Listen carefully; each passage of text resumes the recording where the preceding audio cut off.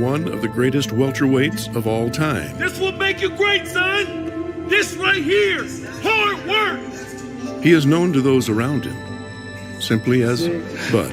This Always walk looking is forward. hard, but the hardest walks lead to the greatest destinations. He The don't got what you toughest got, climbs bud. always lead to the best views. He ain't built like this, young fella. It will be worth it in the end. Humble, And if you show what you are made of, down to the earth, right people will show up in your life. You unbeatable. won't There you be go. a lone wolf The forever. whole world gonna be looking at you, son.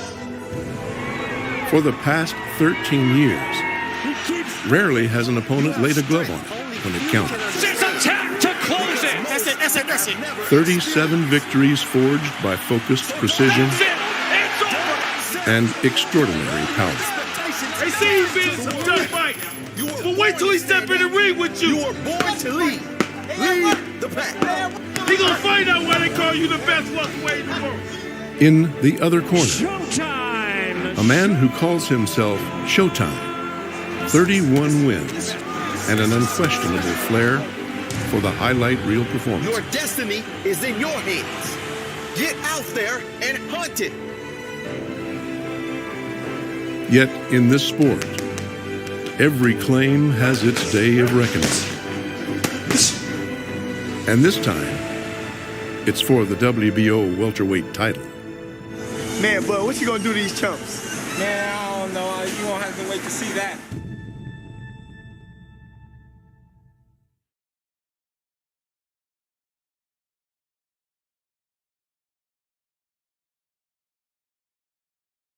Looking for a lifeline in these tough times? Well, forget about stocks, real estate, cryptocurrency, or other types of investing. And instead, focus on building a simple business model that can generate cash flow, grow in value, and scale with unlimited potential. Look, you don't need special skills, investment capital, or any previous experience to get started. In fact, average people from all walks of life are using this same business model to become millionaires faster than ever before. So how exactly are they doing it? Well, stick around for the next 60 seconds and I'll teach you how. Hi, my name is Jeff Lerner, and I didn't become a millionaire the traditional way. I didn't work for 40 years, I didn't invent anything, no trust fund, and I certainly didn't win the lottery. But I did take a massive shortcut, and since then I've made over $60 million in my online businesses. I've been on the Inc. 5000 list twice, won a bunch of different awards, and most importantly to me, I have helped a lot of other people take their own shortcut.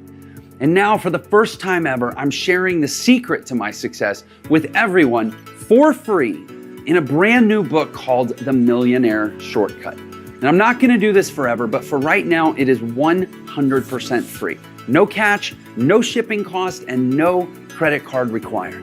And I will send it right to your email, and you'll be able to download it instantly. So click the link included with this video right now.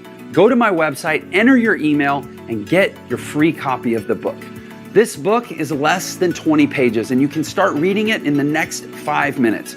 And I will promise you, it is going to be the most powerful book you'll ever read on the subject of how average people are becoming millionaires in the new economy.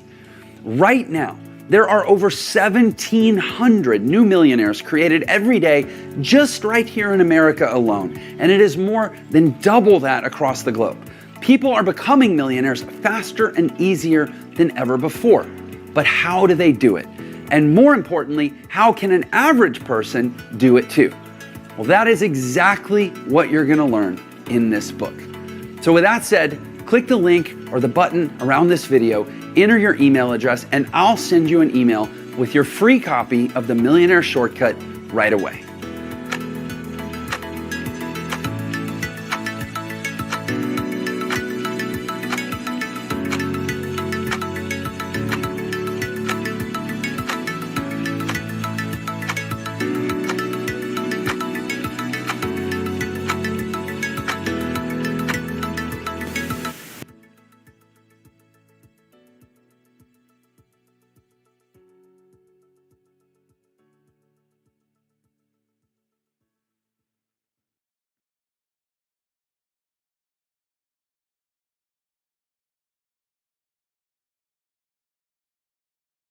Thinking about going solar, but not sure whether it's worth it for your home? Well, before you get quotes, there are 3 things you need to know about going solar and one easy way to find them out. Number 1, you need to know how much solar you'll need to eliminate your electricity bill completely. 2, you need to know how much solar you can actually fit on your roof. And 3, you need to know what the ideal solar system will cost after federal, state, and utility incentives. In the past, to find out all this information, you had to get a solar installer in your area to examine your roof in person, but not anymore. Our unique solar calculator at solarestimate.org uses machine learning to scan your roof to tell you whether solar is worth it for your home. It will tell you how much electricity your roof can generate, how many solar panels you can actually fit on your roof, how much you can reduce your monthly electricity bill with solar based on your utilities pricing plan, and the magic number every homeowner wants to know: how long will it take for the system to pay for itself? No other solar calculator does all this. Now, if the payback on solar is better than other low-risk options like paying off your mortgage, then solar makes a lot of sense. The typical payback time for solar is under 10 years, making it a no-brainer given the historically low interest rates we have at the moment. So to find out if solar is worth it, test your home with America's most accurate solar calculator by clicking on the link below. Now, you may already know that solar is worth it and just want to find out how much solar will cost after all the incentives. Well, the reason our estimates are so accurate is because we use the actual cost of installation from thousands of similar solar systems near you to hone our estimates. Using this data, we found the best solar deals being offered from reputable installers we vetted using over 28,000 verified reviews from actual customers. To get access to these deals, simply select how many installers you would like firm quotes from after the calculator finishes analyzing your home. If you're not ready to get quoted just yet, you can still get a detailed solar analysis, including cost estimates for your home to keep for you when you're ready. Stop paying full price for electricity and start taking advantage of the generous incentives available for solar by clicking on this video or the link below and getting a free, no obligation solar analysis for your home.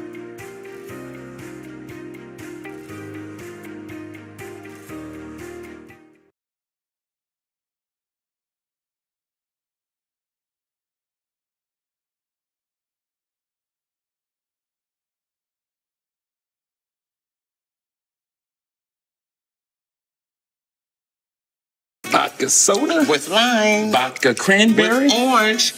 Really, Mom? If you can't take the heat, get out the kitchen. But this is my house. But this is my kitchen, and I know what the people want. What's the next drink? Whatever you want.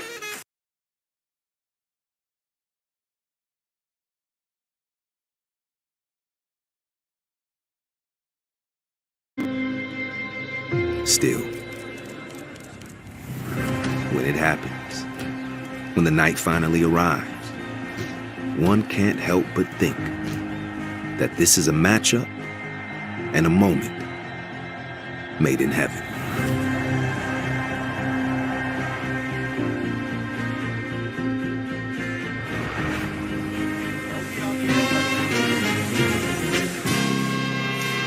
We are live in Vegas on a special night in boxing, a night when welterweight supremacy that has been debated for so long in this generation, post-Floyd Mayweather glory, looks to have Terrence Crawford on the crown or Shawn Porter becoming a 3-time welterweight champion. That is on ESPN Plus exclusive pay-per-view. That headlines an outstanding card of action that we have for you. Yesterday was the weigh-in. Now, many times in the past, we have seen Terrence Crawford with face-offs after weigh-ins where there are near knockout punches thrown. Instead, great respect, the always big smile from Shawn Porter, and Terrence looking as primed and ready as we have ever seen him. All the boxing experts saying This is a guy whose level of intensity has gone up even one notch. Glad you're with us, Joe Tessitore, alongside Tim Bradley and Mark Kriegel. This is the start of what will be a great late afternoon through evening of prime boxing for you, all headlined by the WBO Welterweight Championship of the world. Tim, I always find it interesting when we draw closer to a fight of what reveals itself as a week goes on and sort of where your compass starts to point. Where is that for you? You know, Tess, I have to tell you this. Both fighters, when they exit the ring tonight, they're going to be forever changed. Mentally, physically, and emotionally. But why? We always say, well, it's for the belt. It's not for the belt. It's for respect, and it's also for just to be called great at something that they love to do. Now, this could be an all-time great fight based on what we expect. Styles make fights. We could have styles here that make an all-time classic. Mark? You mentioned Mayweather before, but from De La Hoya to Pacquiao to Mayweather, this has been boxing's consistent glamour division since Mayweather left the stage. However, the identity of the true welterweight king has engendered a lot of sound and fury, but very little consensus. Tonight should change that. Tonight we'll learn if Sean Porter finally wins what he calls my Super Bowl, or if Terence Crawford is what we've been saying he is for a very long time. Yeah, a Super Bowl in an arena that has had Super Bowl-like atmospheres for boxing for the better part of 21 years. Then it tailed off, but in the aughts, this was the place where you saw De La Hoya and Sugar Shane and the great Castillo-Corrales fight and Felix Trinidad and so many of the greats, going all the way back to even Lennox Lewis at the end of his heavyweight reign.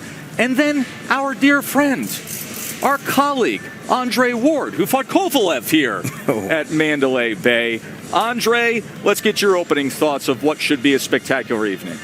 Yeah, it's going to be a great evening of boxing. I think the overstatement of the night is to say that in our main event between Terence Crawford and Sean Porter, that this could go down as one of the welterweights, just all-time great fights in this era and maybe even all-time. But I want to pivot to one of our undercard fights with Isaac Dogboe and Christopher Diaz, two quality fighters in a crossroads matchup, and it's almost guaranteed not to disappoint tonight. Listen, Dre, I couldn't agree with you more. As soon as the fight card was made, I looked down and I said, hold on a second.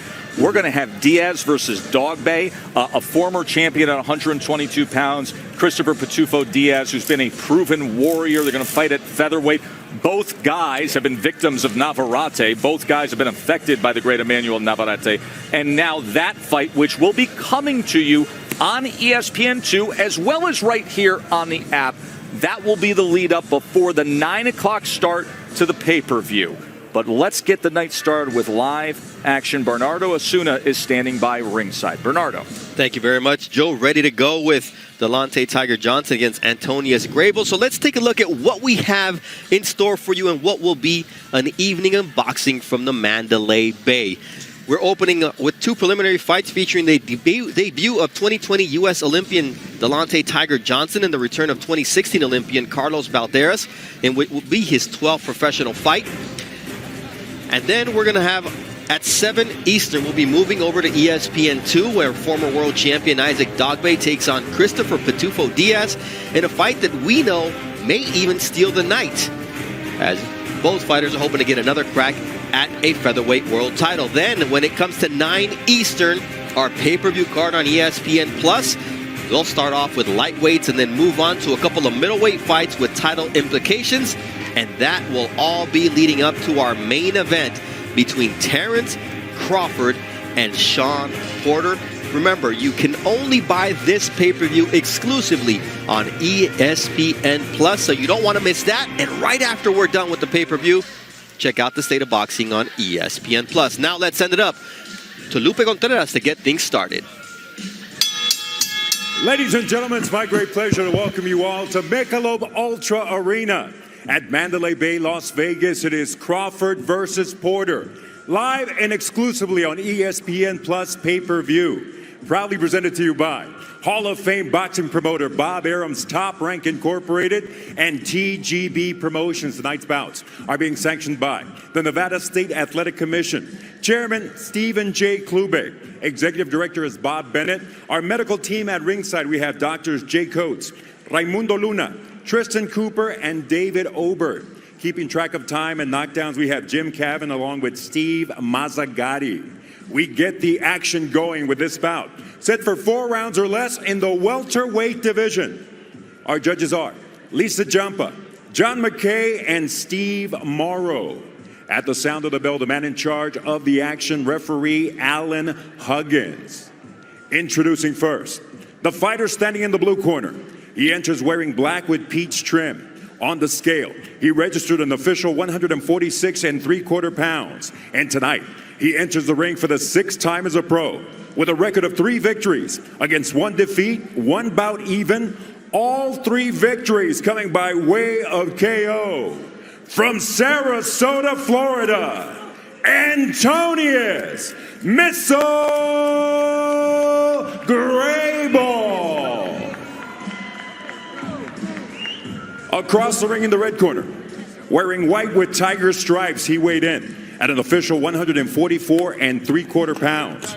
After an outstanding amateur career, culminating in the ultimate honor of representing the USA at the Tokyo Olympics. Now, on the biggest stage in boxing, he makes his professional debut from Cleveland, Ohio, Tiger Johnson. Antonio.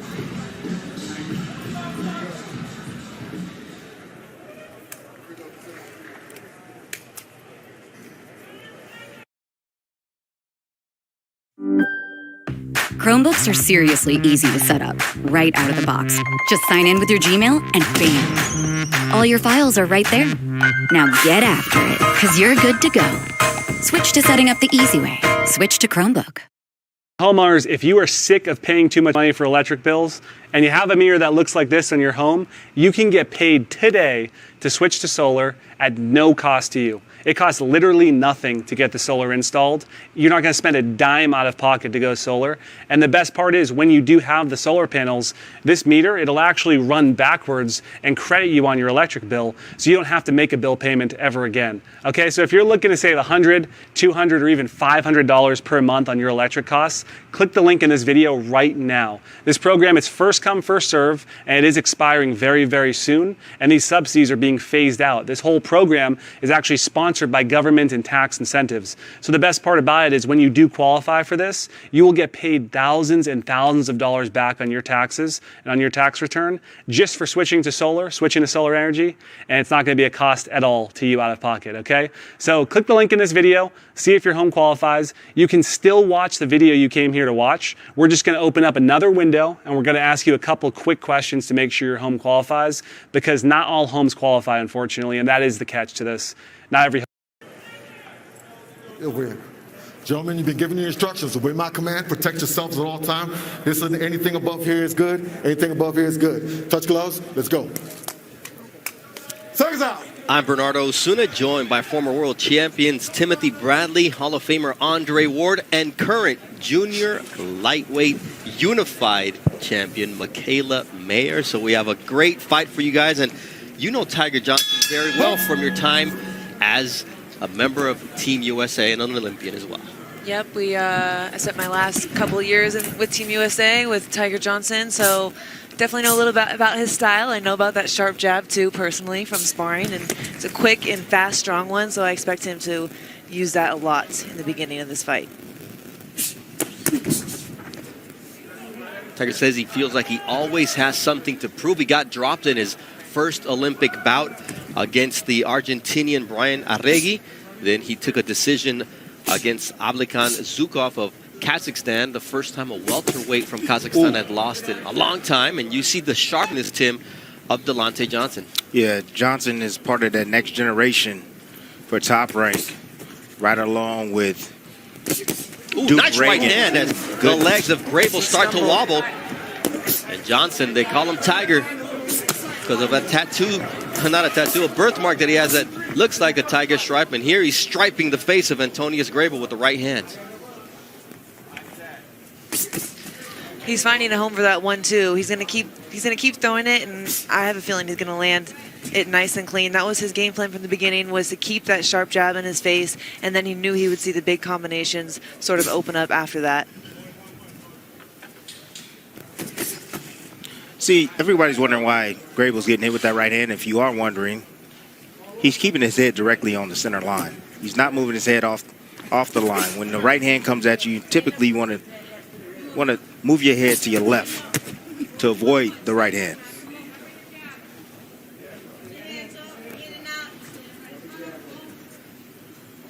And speaking with Tiger, he told me, I can't wait to see what this new generation of U.S. Olympians does, especially right here on Top Rank, where he's joining silver medalist Keyshawn Davis and Richard Torres, who just signed with Top Rank. There's also silver medalist Duke Reagan, who's had several fights even before he went to the Olympics, as did Troy Isaac. Watch your heads. So it's really an up-and-coming generation that's going to give us a lot to talk about, Michaela. Top Rank has the whole 2021 Olympic team.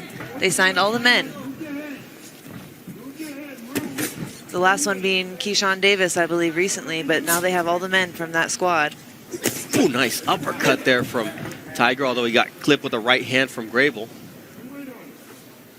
Yeah, Grable's no slouch. Honestly, you know, he's seemingly put together. You know, nice stance. Fights sometimes behind the jab, but you know, you look at his record. He has 3 knockouts, 3 wins, 1 draw, 1 loss. So he does have some power in those hands. But tonight he cannot get away from Tiger Johnson's vicious and quick and powerful jab. If you're wondering how to buy the pay-per-view tonight, how about Joe Tessitore tells us how we do it.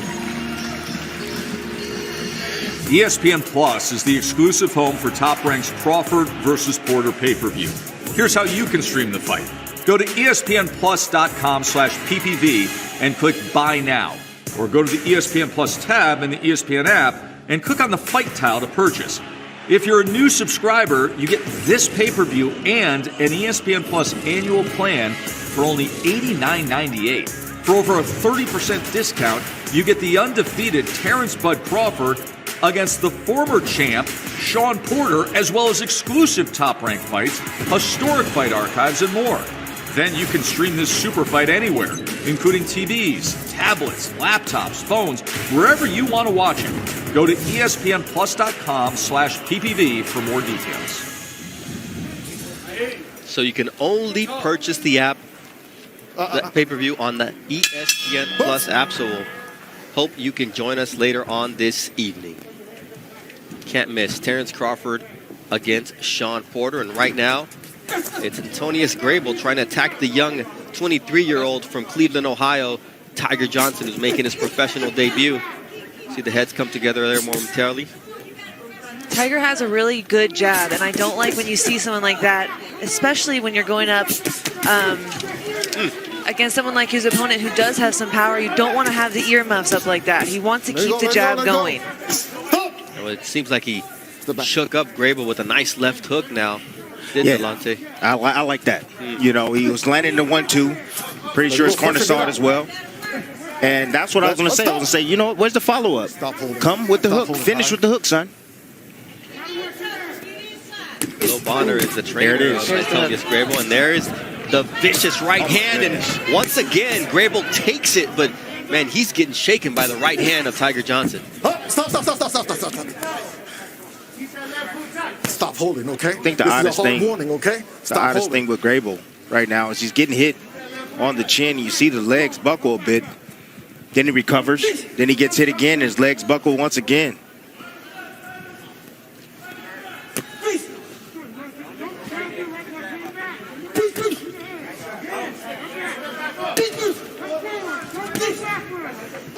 Tiger's just got to step in a little bit more with that 1-2. He's missing by an inch.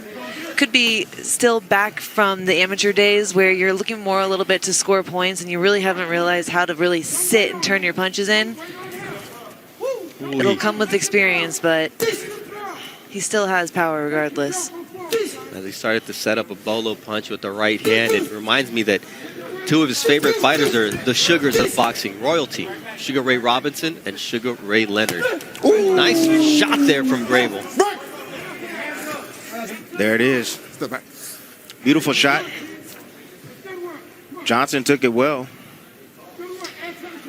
If I were Tiger's corner going into this next round, I'd say, well, he can take shots to the head. That's not a problem for him. I was just about to say that. That is obvious, so let's start working down to the body. Yeah, sometimes that's a problem with the young fighters that just coming on the scene. They don't know how to work the body. They don't know, the importance of working your opponent's body. Especially coming out of an extensive amateur career like Tiger did, you don't train in the pocket and working the body as much. You just don't. So that's something that he has to make an adjustment and start practicing early on in his career. As a former undisputed junior welterweight champion, Terence Crawford has earned his place as a consensus top 3 pound-for-pound fighter, yet he finds himself in a battle to build his resume at an elite level at welterweight. The naysayers, the doubters, you pay no attention to them. I have people follow me and just bash me everywhere I go. You always see somebody that's not happy with themselves and that thinks they can do what I do and that feels like their opinion matters when it really doesn't. That's what makes me great, is because no matter who I fight, there are always going to be questions about it. It's hard to say if they're going to say, oh, well, this is his toughest task, because Kell Brook was supposed to be my toughest task. And when I walk over him, then it's like, oh, well, that guy wasn't that good. We knew you was going to do this, and we knew you was going to do that. I believe I do need Shawn Porter as a name on my resume, because if you look at it, Shawn done fought all the welterweights there is to fight. So he's the guy to beat. Michaela, you just came off of a career-defining victory against Maeva Amadouche. There was questions about you, and you answered those. And how important is it for Bud to do the same thing you did and just, guys, this is who I am? Everything he said is so true, though. It's like you can't win sometimes, especially with boxing fans. It's, they want you to do one thing, and then they say you can't do it. You go and do it, and then, oh, but you didn't do it this way. You didn't do it that way, but you can't do it again. And so you really can't pay attention to the naysayers. He's absolutely right. But then again, Shawn Porter, if he takes Shawn Porter out in a very obvious fashion, big fashion, I think that'll make a big statement and definitely quiet some of the talk. And Tim, Tiger told me I want to make a statement tonight because I'm always having to prove myself. I shouldn't even be here. I'm from Cleveland. My family didn't have enough money for me to pursue my boxing career at times, but yet I learned to use that struggle to make it, and here he is in his pro debut. Yeah, some guys are just charged by that, negative attention. Terence Bud Crawford seems to be the same way. You can't worry about the critics, to be honest with you. You really can't. It comes with the territory. Hey, if they're talking about you, they care about you. That means that you're leaving an imprint. Oh, you know what? Nice right hand there from Tiger Johnson. I'm seeing that he's got the Frosted Flakes socks on. Hands free. Punch or get out. So Tony the Tiger. Box.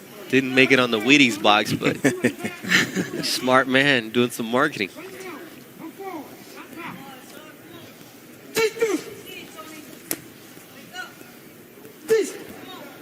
Tiger also has a really good stiff jab to the stomach that I haven't seen him throw in this fight, and I'm waiting for it.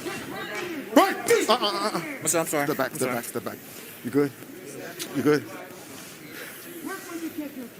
Oh, there's a timeout. Go to that corner. Is there a cut now on Tiger Johnson in his first professional fight? It wasn't on Grable. Maybe Johnson. Doctor comes up to check him out. Accidental headbutt. Good? Okay. All righty. Okay. Ooh, over the left eye of Tiger Johnson. That's early. I've never been cut. He told me I was dropped by the Argentinian in the Olympics. Let's see how he reacts. And he reacts with a big right hand that shakes the legs of Antonius Grable. Sometimes that blood brings out the killer instinct in a fighter. He may be a tiger, but he's also a shark right now because he smells the blood. And it's coming down his face, and he wants to finish this. Oh, yeah, great combinations, explosive combinations by Tiger, but he got to be careful. He can't rush things. You can see Grable, he's waiting on an opportunity to land something down the middle, and it's a right hand. See, when you get a guy hurt, you got to go down to the body. Tiger hasn't learned that yet.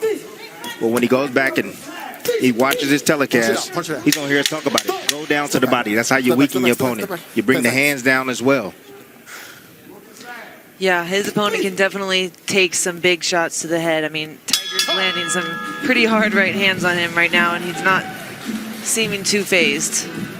All right, let's take a look at Shawn Porter as he gets tended to his cut and his resume, because to me it's the most extensive resume at 147 since December of 2013. He has taken on every top welterweight in the world. He lost for the first time against Kell Brook, then against Keith Thurman, and in his last outing against Errol Spence Jr. But in terms of the welterweights, has anybody faced better competition than Shawn Porter? Personally, I don't think so, to be honest with you. I mean, he's built different. He's old school. You know, I like guys like Shawn Porter that's willing to face anybody. And I like the fact, and I respect Shawn Porter for even taking this fight against Terrence Bud Crawford, coming across the street to make it happen. Got to respect.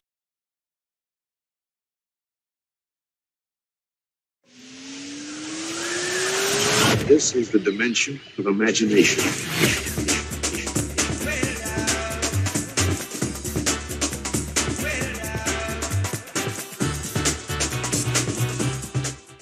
Gotta respect that.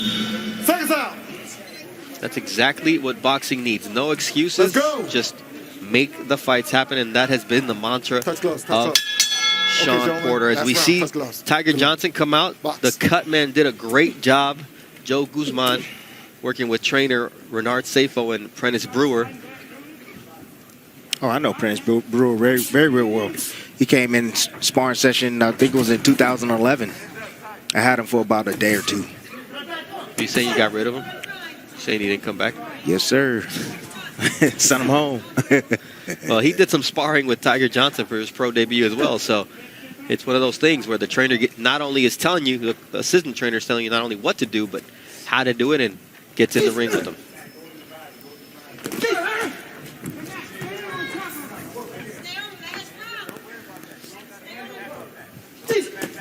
Oh, watch your head. Watch your You know, it's a good thing that Watch your head. Tiger, he got a cut over his eye. You know, it's not in a bad spot.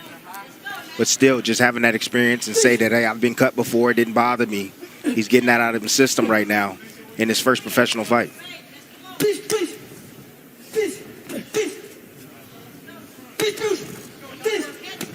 Trying to set up that right hand, Tiger Johnson.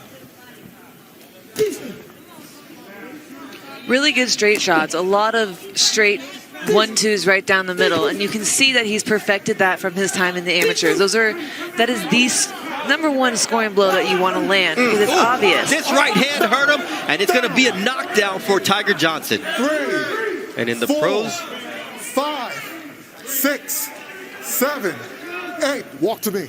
Hands up. in the amateurs, it's the straight shots. In the pros, sometimes it's those big hooks that do the damage, and that's what he did to Antonius Grable with 1 minute and 11 seconds left. That's another right hand that stuns Grable. He's coming after him, and the fight is over as Tiger Johnson makes his pro debut with a spectacular and technical knockout win over Antonius Grable. Grable seemed upset, but he was getting hit with too many big shots. I think that was a good call by the ref. Grable's recovery power is unfreaking believable. I mean, he took some shots hard on the chin. You see his legs wobble, and then you see Tiger come near him, and then he straightens up. I'm here. Came over to say he's here, Tim. Oh, yeah. Yeah, I've had a couple occasions. I spoke to him through the hallways. You know, he was on the same floor I was, you know, while we were here at the hotel. But I just told him, you know, you just gotta go out there and do the same thing you did in the amateurs. You gotta climb your way to the top. You know, you got to the Olympics, you didn't medal, that's okay. I said, but here, got to do the same thing. I said, don't be reading your own press clippings. You know, one fight at a time, be serious, be focused, and you can rise and do the same thing you did in the amateurs here in the pros. Yeah, he was telling me about you talking to him. He said, I got some good advice from Terrence Crawford, from Shawn Porter, from Shakur Stevenson, from Keyshawn Davis. So he's got the ear of important people, and hopefully he will continue to learn and grow. Let's take a look at how this fight came to an end, Tim, as it was the right hand from Tiger Johnson that finally found a home. He couldn't miss. That was a right with a right. You can see Grable, he's loading up with his right hand as Tiger's throwing his. But you see right there, the education this young man is given by throwing his right hand and getting his head off the line, just in case a right hand was coming from Grable. Great setup, full extension with his right hand, right on the money. Got his head off the line. He followed up with the hook. Tried to finish the knockout. Didn't get it. It's okay. Referee stepped in. He saw enough. What was the reputation of Tiger in camp when you were with him in Team USA?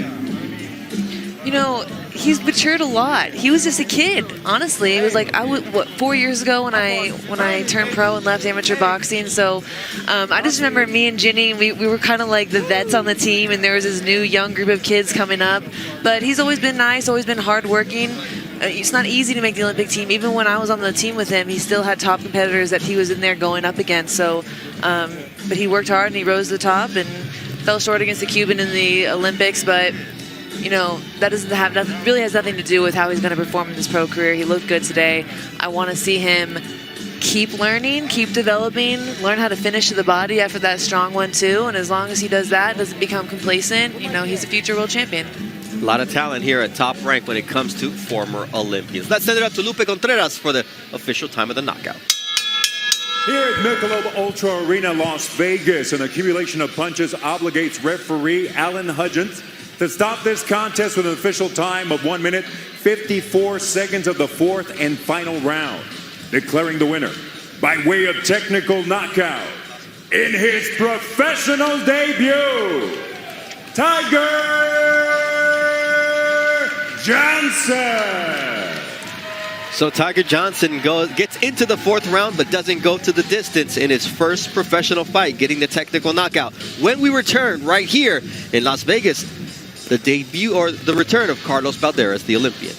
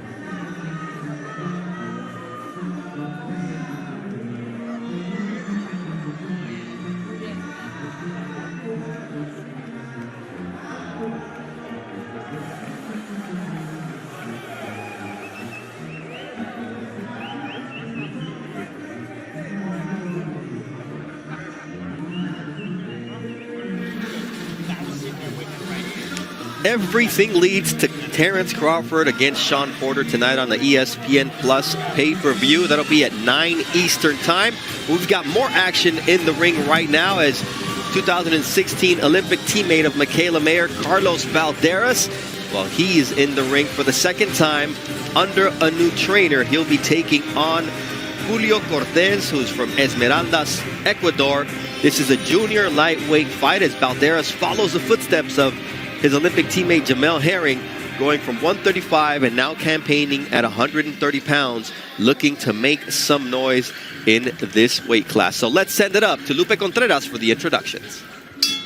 We continue with the action at Michelob Ultra Arena at Mandalay Bay, Las Vegas. It is Crawford versus Porter, live and exclusively on ESPN Plus pay-per-view. Proudly presented to you by Hall of Fame boxing promoter Bob Arum's Top Rank Incorporated and TGB Promotions. This contest set for 6 rounds or less in the junior lightweight division. Our judges at ringside are Eric Chick, Chris Migliori, and Patricia Morse-Jarman. Our referee, Raul Kais Jr. Introducing first, the fighter in the blue corner. He enters wearing gold with white trim on the scale.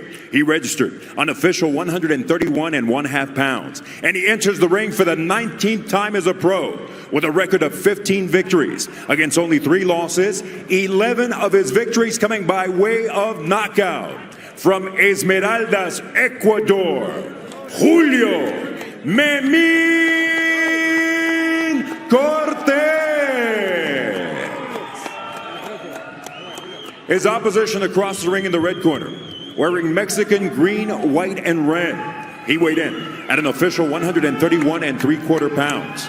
With a professional record of 10 victories against 1 lone defeat, 9 of those victories coming by way of KO. The 2016 U.S. Olympian, fighting out of Santa Maria, California, King Carlos Valderas. Fighter chief second only, please. Fighter chief second. Fighter chief second. Protector. Mouthpiece. All right, gentlemen, you receive the instructions in the dressing room. Know what I expect. A good, clean fight. Ya recibieron las instrucciones que una pelea limpia. Golpe legal, les digo, punches here for you. Here for you. Touch gloves, look to both of you. Una set de los dos. I told you I was going to win. Windows 11 takes gaming to another level. And when it comes to streaming movies, we haven't really experienced any buffering. Seeing it load up that quick, I was genuinely surprised.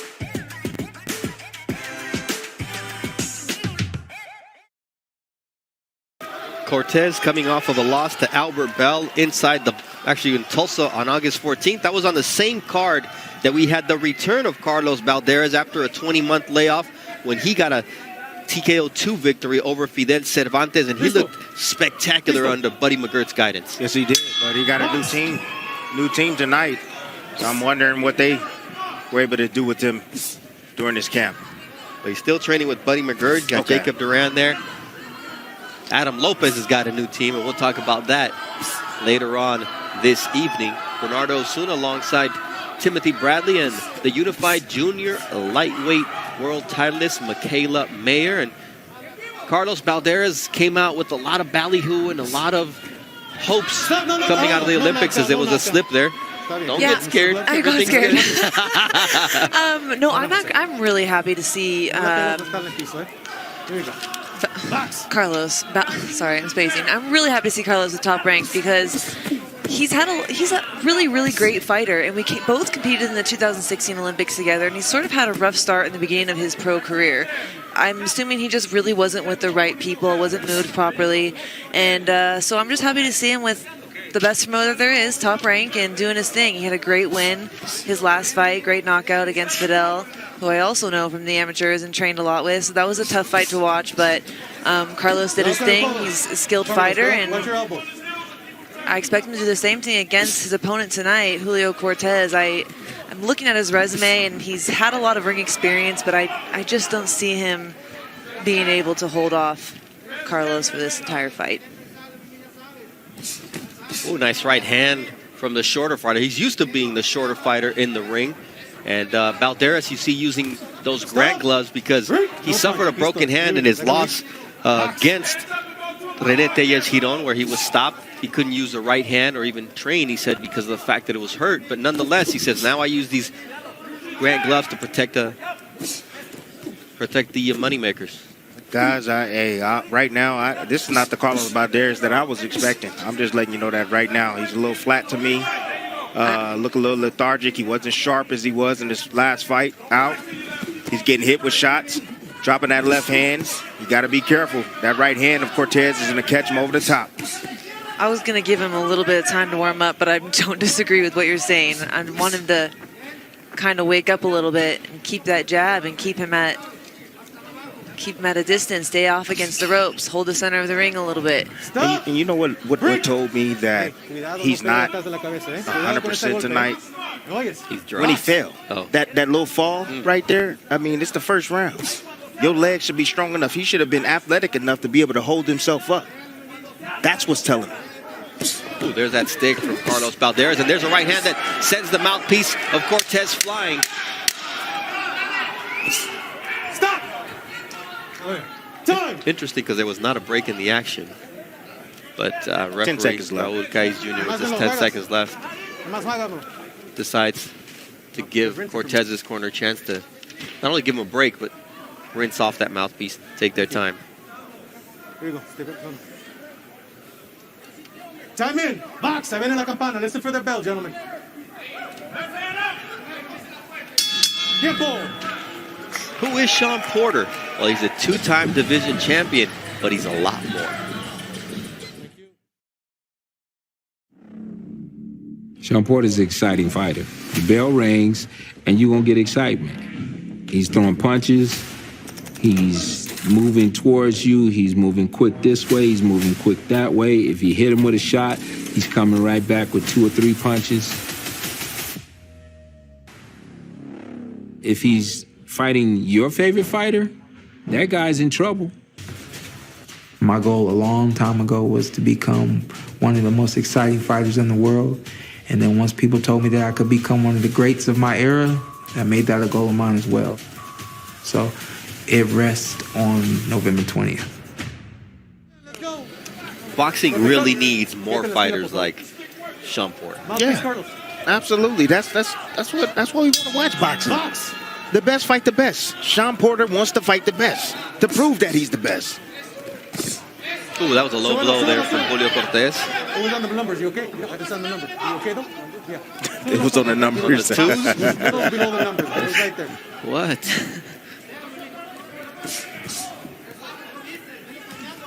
Balderas back to the jab. Stop! No punch. Here we go.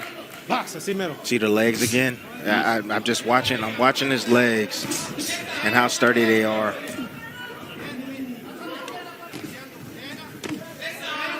And Memín Cortez, his legs aren't too sturdy because he's got a leg brace, but nonetheless, he knows what he's in for, and he knows that he's got to attack Carlos Balderas and be in his grill. That was a warning for another low blow from Raul Caiz Jr. Nice right uppercut from Balderas. Now he digs a left to the body.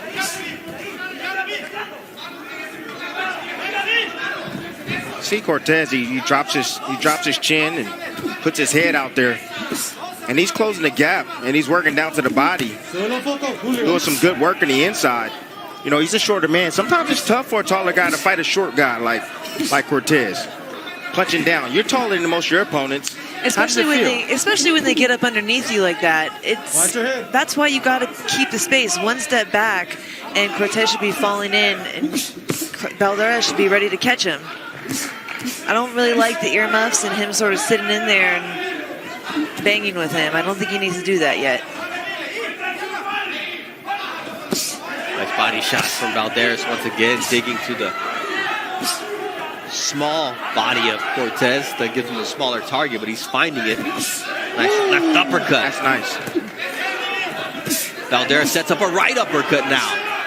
So you talk about the shorter fighter leaning in. How do you get him off of you? A straight uppercut down the middle. Uppercut right down the middle. When he's leaning forward, leaning over that front knee. That's exactly how you set up. Nice shoulder roll right there from Balderas. And a body shot set up that right hook for Balderas. Stop. Don't go in with your head like that. Watch A your little head. bump too. Doesn't matter. If you were Don't just go in with your head to like step that. in and kind of bump him back, Cortez's feet aren't perfect. He's a little squared up and can easily fall back and land his long shots from there. He's found his timing here in round 2, Tim. He is looking sharper.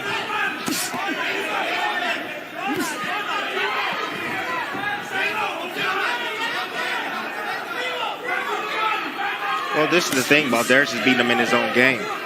You know, Cortez is definitely not going to beat him on the outside. 10 seconds. Welterweight world champion Terrence Crawford is a different man than his alter ego Bud, regardless of which one shows up in tonight's main event. Sean Porter will have his work cut out, as our very own Joe Test lets us know. Tender pork, tangy pickles, delicious sauce. Any one of these alone would make a good sandwich. But to be the most important sandwich of the year, I'd humbly suggest having all three. Ba-da-ba-ba-ba. In world title fights alone, Terrence Bud Crawford is 15-0 with 12 knockouts. He's done it by being the most unique duality in the sport. Terrence is flawlessly skilled. He's the good guy champ, the doting dad. But then there's Bud. Bud Crawford doesn't dote, he destroys. Like the "don't make me angry" pre-Hulk warning, Bud gives that look. Terrence acknowledges that Bud is his bad boy past. It's also his current filthy finisher present. Jeff Horn found out. Benavidez found out. Kobayaskis dared to bring Bud out. It's now 8 straight knockout wins. But Sean Porter doesn't go away, ever. The former champ will welcome the Dr. Jekyll, Mr. Hyde moment from Crawford. And if we see the flaring nostrils and red eyes of Bud, we just may be in for a classic. Valdez has fought most of his career as a lightweight. Now he's dropped down for the second time to 130. And Tim, this is usually when guys are moving up. Yeah, I mean, testing his new weight class, I mean, I get it. He's fought at 135 pounds. I mean, he's strong there. He looked spectacular in his last fight. He looked quicker, faster, stronger legs.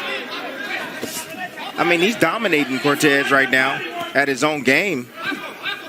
But I don't see the real benefit in dropping down 5 pounds. Whereas if he's going to lose a little bit of strength.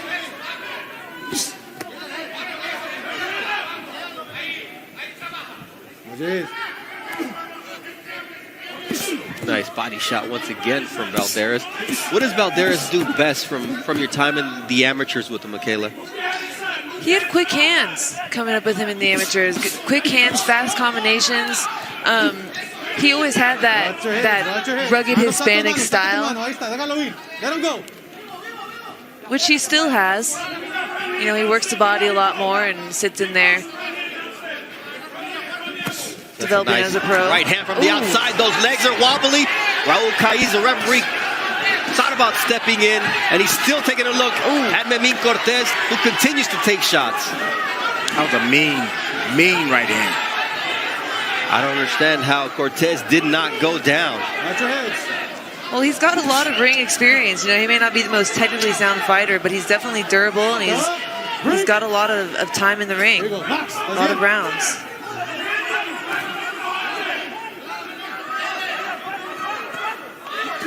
Now he's letting him off the hook. You see, that's the low I'm talking about. This is because of the weight. He probably had a tough weigh-in trying to make a 130-pound limit. Yeah, I was going to say maybe we don't see the sharpness we saw in his last fight because maybe he didn't have the best weight cut. And you're right, this is the time you should be going up. He fought the same weight as me in the amateurs, 132. I'm still holding that weight, and it gets harder. It doesn't get easier. As you get older. Yeah, especially as you're getting older. Well, that's why. The experience, right? Not only is he 25 years old, but he's in his 13th professional fight, so the progression is usually upwards, but you see somebody like Jamel Herring do it, and now you see why Valdez wants to do it, but what's the sacrifice? What's the downside of it? Nice uppercut once again from Valdez, who's totally in control here in round number 3, as he continues to punish with the right hand, and now the legs of Cortez once again are not steady as we await the bell. And we await a great pay-per-view tonight. Crawford Porter, our very own Joe Tessitore, says he'll tell us how can we buy it This is how we do it. ESPN Plus is the exclusive home for Top Rank's Crawford versus Porter pay-per-view. Here's how you can stream the fight. Go to espnplus.com/ppv and click Buy Now. Or go to the ESPN Plus tab in the ESPN app and click on the Fight tile to purchase.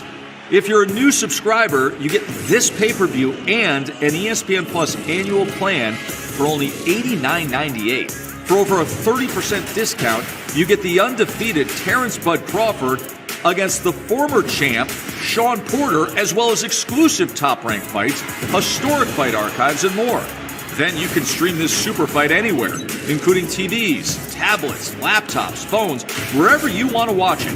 Go to espnplus.com/ppv for more details. So not only you get the pay-per-view, you also get a year subscription to ESPN Plus. So, Michaela, right there at the very end, it seemed like Carlos Balderas had Julio Cortez ready to go. Yeah, saved by the bell a little bit there. Cortez still dangerous with that looping left hook. See how Balderas, he has that left hand high? He needs to carry that left hand up, especially when he's on the inside. He's dropping that left hand. You saw at the end of that last round, he was hit by a right hand from Cortez. He rolled with it a little bit, but that's the same punch that got him knocked out. You understand that? I do. So that's still a hole in his game, the right hand. He needs to be careful and cautious when he gets close. You got to bring those hands up and inside. I also don't think he needs to be close. One thing he's doing is every time Cortez comes to counter, he rolls that left shoulder and sits and blocks, instead of simply taking one step back and getting the space because he is the taller fighter with the longer reach, and then coming back. Balderas landed a nice right hand, but Tim, this is the shot you were talking about. See Balderas right here. Tries to go down to the body, slipped, he rolled with that shot. Kind of grazed him, but still, that's the punch right there that he got knocked out by. It's the punch that he still, I think, is vulnerable for, especially when you get close to him. That's exactly what Cortez is waiting on. An opportunity to land that overhand right, coming from the bottom, the smaller fighter at 5'5", looking for an angle.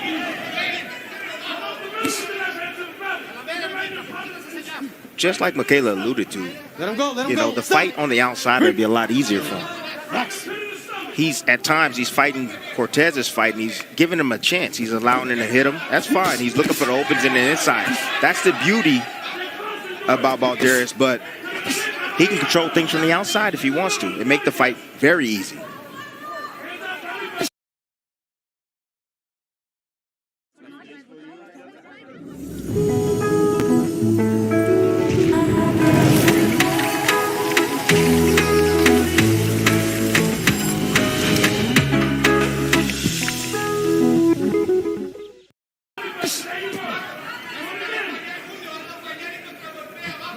Nice right hand. Instead of starting with the jab, now it's a lead right that's doing damage for Balderas, and the fight is over as Carlos Balderas gets the stoppage win here in round number 4.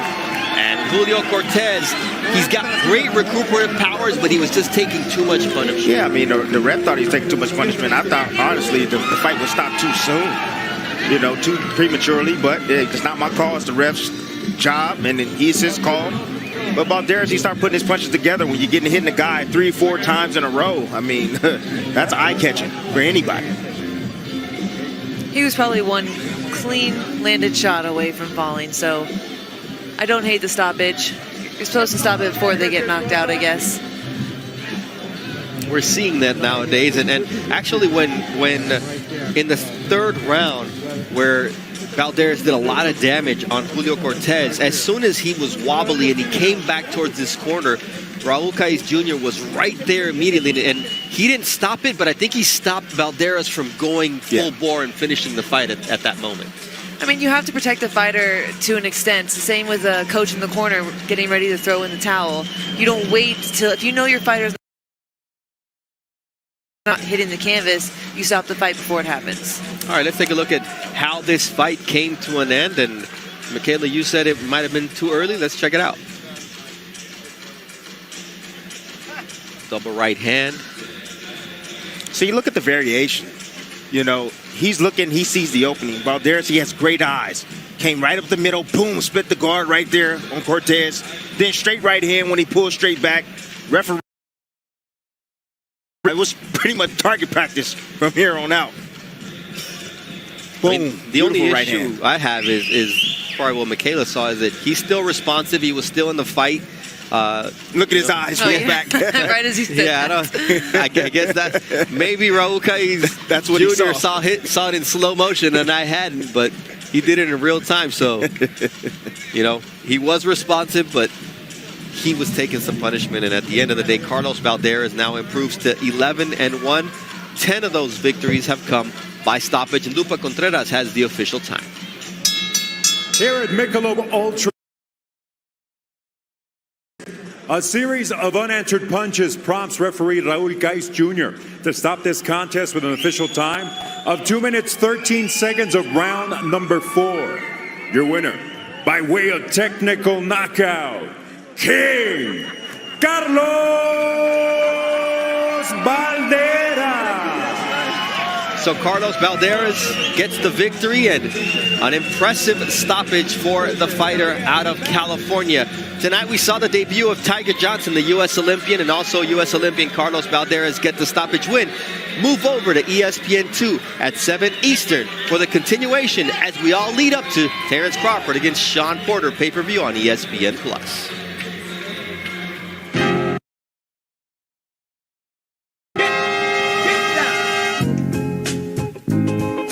Paid the cost to be the boss.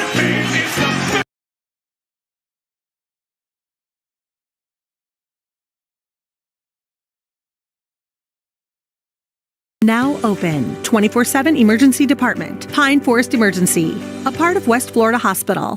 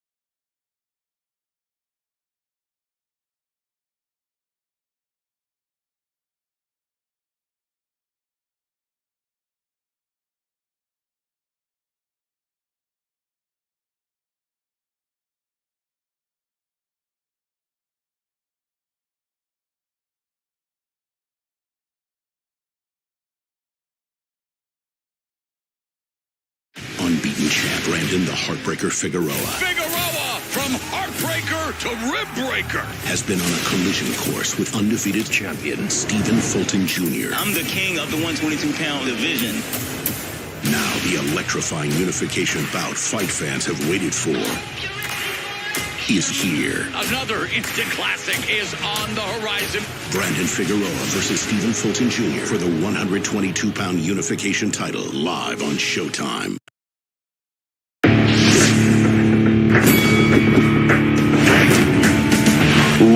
Reveille, donks. Look at us now, tip to tip. This is our life. This is our passion. That's the spirit we bring to this show. I'm Luke Thomas. I'm Brian Campbell. This is Morning Combat.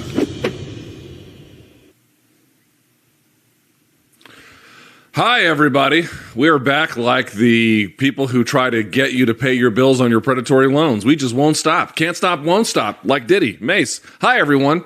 My name is Luke Thomas. Welcome to Morning Combat. It is the 17th of November, 2021, and we are delighted to be here. Fun show planned for you guys today, including the long-awaited return of the Wheel of Death, which will be handled by my friend and yours, the Viceroy of Connecticut, It's Brian Campbell. What's up, Viceroy? Yeah, Viceroy of the MK Trade Federation. It's your boy BC, the American Alpha. Feeling good, Luke. Just a couple of days away from vacation. And, I don't feel the need to defend myself. I'm a well-paid journalist, broadcasting entrepreneur myself. So, I do get the time. I can use it. But I'm going to be in Jamaica starting Friday for hopefully my son get the chance to meet his hero, Usain Bolt. So I'm fired up for that. Shout out to the Kids Wish Network for launching that surprise on us. But Luke, today's surprise, as you teased, is not only the return on this Wednesday hump day of really the most celebrated and requested segment in the history of digital combat shows, the Wheel of Death. But for the first time, Luke, because as I pick my breakfast out of my teeth, that we are for the people, by the people on this show. At least one of us is. So today, Luke, for the first time... Are you imagining that you are the populist hero in this equation? You may have more people, but I'm certainly more for the people. Luke, for the first time ever, all right, I mean, it is quality over quantity in your life. I get it. For the first time ever, Luke, Wheel of Death Donk Edition. Okay? Okay, brother? Now, are you feeling this? Considering you had Damien the Donk for the first round of Celebrity Wheel of Death, I feel like we've already done this, actually. All right, I guess we're already off to a great start. I'm excited about it because it gives our donks the chance to get some FaceTime, to have their say, to get their question answered by the great Luke Thomas. So I've got 10 amazing questions, Luke. You're going to spin that wheel 5 or so times, and you get what you get. I can't wait. But Luke, beyond that, man, we got a big weekend of fights to get fired up for. We've got some big Canelo news that came out of the left field bullpen that I'm excited to chat about as well. So let's do this. All right, not a moment to waste. Thumbs up on the video if you're watching on YouTube. Please subscribe also if you are watching on YouTube. If you are listening on the audio podcast, give us a nice review, which, by the way, we do have a bit of an update on. We're going to select some of the folks who've been leaving a nice 5-star review. We're going to sling them a couple of gift cards, or maybe we won't. Maybe we'll just fuck them off. But either way, we still need you to leave a 5-star review on whatever you're listening to on the Apple Podcast and so much more. If you want to get some merch like what BC is wearing, he's got the nice, I think that's the co-host shirt. I don't even know if that's still up or not. I've got the Dia de los Muertos me shirt. Either way, you can go to morningcombat.store. You can see some current bestsellers, the classic comfy tee, Orchids of Combat, and then my stupid face. Plus, of course, we do small, well, not small, but I should say occasional things like the drug rug and whatnot. So always surprises, always goodies. Gift cards are available as well. Lots of things you can get over at morningcombat.store. On the merch front, Luke, next week, Tell me. Next week is my favorite holiday, Thanksgiving. Also a big shopping week to kick off the holiday season. And MK's merch store, morningcombat.store, next week is going to have some Black Friday specials coming your way, including many a new product that you'd never seen on the website before. Plenty of great deals. You want some percentages off, all that good stuff. Big week next week. So get ready to outfit your family for the holidays. Excellent. Very happy to hear about that. Of course, if you want to try Showtime, why wouldn't you? You can go to Showtime.com, get a 30-day free trial. If you like it, you can keep it. If not, go do whatever you want with your life. And of course, morningcombat@gmail.com. That'll be for today's fan subs as we get to them later. And then I think we still will do Friday's Dead Wrong. We just may leave out the BC edition because BC is going to be out on Friday. So we'll figure that out. But we still want a lot of mystery, Luke. Who will be the mysterious Friday co-host? With a lot of mystery, including for me as well. As much as I hate to admit this, there is no replacing you, but I will find somebody who can help me sojourn on while you go and fuck about in on vacation for the 10th time this year. You know what I'm saying? All right. With that out of the way, good sir, let's get this party started, shall we? Okay, topic number 1. Let's begin, if we can. UFC Fight Night, Vieira versus Tate preview. We'll do the storylines today. We'll do some of the breakdowns of the X's and O's on Friday. BC, here we have Miesha Tate. Now, there were a lot of questions about what she should do after her UFC debut, which was a very successful one. A little bit slow going at the beginning, but in the end, she got her hand raised, and by the time the fight was basically over, she looked like, if not the old Tate, something pretty close to it. Here she takes on Ketlen Vieira. In your mind, BC, what's the top storyline you're paying attention to with this fight? So I'm a little bit confused by this, Luke. I know that Miesha was already supposed to come back for a second time before, and it got delayed. And I know that there was some of us like me going, hey, let's just make the Miesha Holly rematch already, whether it's a fantastic like fight night on ABC type main event, or a can't miss co-main on a pay-per-view. But either way, we're going to get Miesha Tate back this week, and I think that's certainly exciting given the fact that she's already a Hall of Fame type legend and pioneer who came back after that time away to start a family. And as you mentioned, look great. I don't know if she's looked better than ever, but she looked different than ever. And I don't know if you follow her on Instagram, but she posted a celebration of her, whatever consecutive USADA test that she passed, and sort of put a little, sentence in there that with pics like this, people are automatically going to think I'm on the stuff. And look, it's true. She has completely reformed her body. She's a tank out there. And I think she's going to lean into the wrestling a lot more during this comeback. So her coming back matters to me. I think she's an interesting attraction. Do I think she can back up her words of coming back and rematching Amanda Nunes and having the secret weapon to change the results of that first one at UFC 200? No.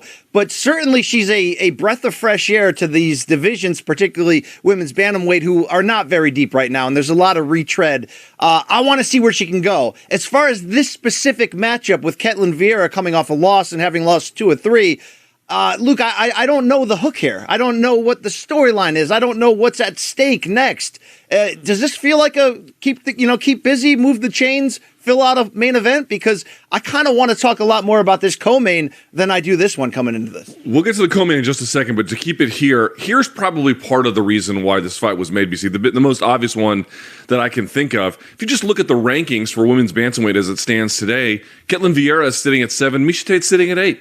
A lot of times we go through it, the UFC matchmakers, they have an idealized sense of what they want fights to be, and then they try to make them, and sometimes they make them, but sometimes fighters don't want it, can't do it, aren't eligible, whatever, and they have to kind of go down the list, and a lot of times like, okay, who's just next to the other person in the rankings, and then let's see if they're available. It seems like this is what that is, because Miesha Tate is somebody who I think the UFC clearly has spotlighted for a potential title opportunity if she can get there. But there's still a little bit of due diligence to see exactly where she is. And so here's the person who's available in front of her, who is available to fight and, has a number slightly higher than hers. That's probably why the fight was made, because you're right. Like, why is she getting this fight necessarily off of a loss? And she's actually 1-2, Ketlen Vieira, in her last 3, albeit some of those fights were more difficult than the average sort of fight which you might expect. For me, though, BC, this is really just about, I think you're right. It's about, we're going to get Tate back. We got to keep her in movement. We got to keep her in rotation. We got to see what we have here. Ketlen Vieira, I think, actually is a pretty decent, sturdy test. Not like the most difficult kind of test, but I feel like in the ways in which, if Tate is locked on, this is a super winnable fight for her, right? That's sort of the idea here. If the things that she is normally good at are still in place, she should win this one walking away. But we don't know if those things are still in place. Her first fight, who was the return fight against? It was, I remember distinctly, I don't. Marion Renaud, who's on her way out. Yeah. Right. And so Marion Renaud has like a good guard. She has some decent strikes. Wrestling's not all that money. She was in her 40s. This is now we're getting somebody a little bit closer to their athletic prime, a little bit more well-rounded, a little bit higher in that division in terms of what they can offer. It's, I think, moving the chains sort of sounds pedestrian, but if they want to get Miesha Tate to a point where they can put her in big headlining fights on big cards or on big attractions or whatever, this move the chains part, this run game before you start slinging the ball down to the end zone, it's kind of an important ingredient. What do you think about most books, including Caesar Sportsbook, having Vieira as a -125 favorite and Miesha Tate at +105? Now, I think that's aided by what you just said. Marion Renaud was on a losing streak, was something like, 43, 44 years old, and had already announced she was retiring regardless. Doesn't mean it wasn't a potential, struggle for Miesha to come back from that much time off, but Miesha looked fantastic. Is the way Miesha looked against Renaud a true indication of where her stock is at? Because I was a little bit surprised to see Vieira, given the streak of 2 losses in 3 fights, being the betting favorite coming in here. How much of the betting favorite? Let's see what the odds have. So they've got Miesha Tate. Did you know that I just read the odds on the air? I know. I want to see them myself. Sorry. Can I look at them myself? Is that all right with you? All right. So they've got, listen, people don't know what they have with Miesha Tate. Right? They don't know. She was gone for 4 years, and those were 4 years that had she fought, they would have been close to her. That would have been her prime. That would have been her prime. Those are prime years that she gave away. Not gave away, but, went on a different life journey. I don't want to judge and say it was the wrong thing to do. If that was what she wanted to do with her life, then do it. But you just don't know what you got. Listen, some people take time off and they come back and they look like Yair Rodriguez. Granted, that was 2 years or whatever, and I know he lost, but he still looked like $1 million. She didn't look bad in her debut, or I should say her re-debut, whatever you want to call it, but hardly bad. But I think you're right. Did she look like the person who, was claiming titles and beating the brakes off of, Marloes Kunin and Strikeforce or whatever? No, that's not what you got. So I think they're just trying to get enough. Dude, I mean, we talk about it all the time with the younger prospects. Now, this is not her case because she's in her mid-30s at this point and has been a champion and is trying to reclaim a sense of lost glory, I think. But we talk about it all the time. If someone's had an injury time off and they come back, sometimes they look okay with their first fight back, but it's that second rotation. It's that second camp that comes behind the first camp back. That's the one where, okay, everything begins to start working the way that it was supposed to. Now, these are all theoretical. Ketlen Vieira can go in there and smoke her inside one, and all this is for naught. But it seems like I actually really appreciate what the UFC is doing. A lot of times they're like, okay, let's see how much star power she's got left. Fuck it, let's throw it to the wolves. Either it's there or it's not, and we'll just move on. They're actually giving her a bit of a chance. Not an easy road back, far from it, but they're giving her a manageable road back to something a lot more significant. And they're doing it with just the right amount of sweet, just the right amount of sour to get along the way. I think the matchmaking here is pretty clever in certain ways, and this fight for Tate, a good fact-finding opportunity. Yeah, I want to amend my initial skepticism of what this fight represents and what it is. To see Vieira as a betting favorite does sort of illuminate what we mentioned about whether that first fight was a bit of fool's gold or whether this is a succession. But Luke, do you think we will see a more 75% wrestling Tate as this comeback continues? Because the motor seems there, the physical strength seems there. She's always been a wrestler first, we know that, but she certainly fell much more in love with her striking during that especially that UFC or early portion of her career. Can she control and out wrestle Vieira for 3 rounds should she want to? I know it's more of the Friday preview segment of it, but is this what you're looking for in Tate in this comeback? So this is going to be the interesting part. Ketlen Vieira has, to this point, showed incredibly sturdy takedown defense. So her last 5 fights, this is Ketlen Vieira, Sarah McMahon, Kat Zingano, Irene Aldana, Sijara Eubanks, and Yana Kunitskaya. Of those, she lost the Aldana and Kunitskaya fight, but she beat Eubanks, Zingano, and McMahon. Okay. Her takedown defense, Ketlen Vieira, is at 92%. 92%. Her takedown accuracy is 48, so about 50, which is pretty high. Miesha Tate, takedown accuracy 32%, takedown defense 52%. Now, there are a couple of differences there. I think Miesha Tate doesn't necessarily mind, I won't say fighting off of her back, but if the fight goes to the ground, I don't think she feels like she's out of it by any stretch of the imagination, even if she has surrendered bottom position to the person who is executing the takedown.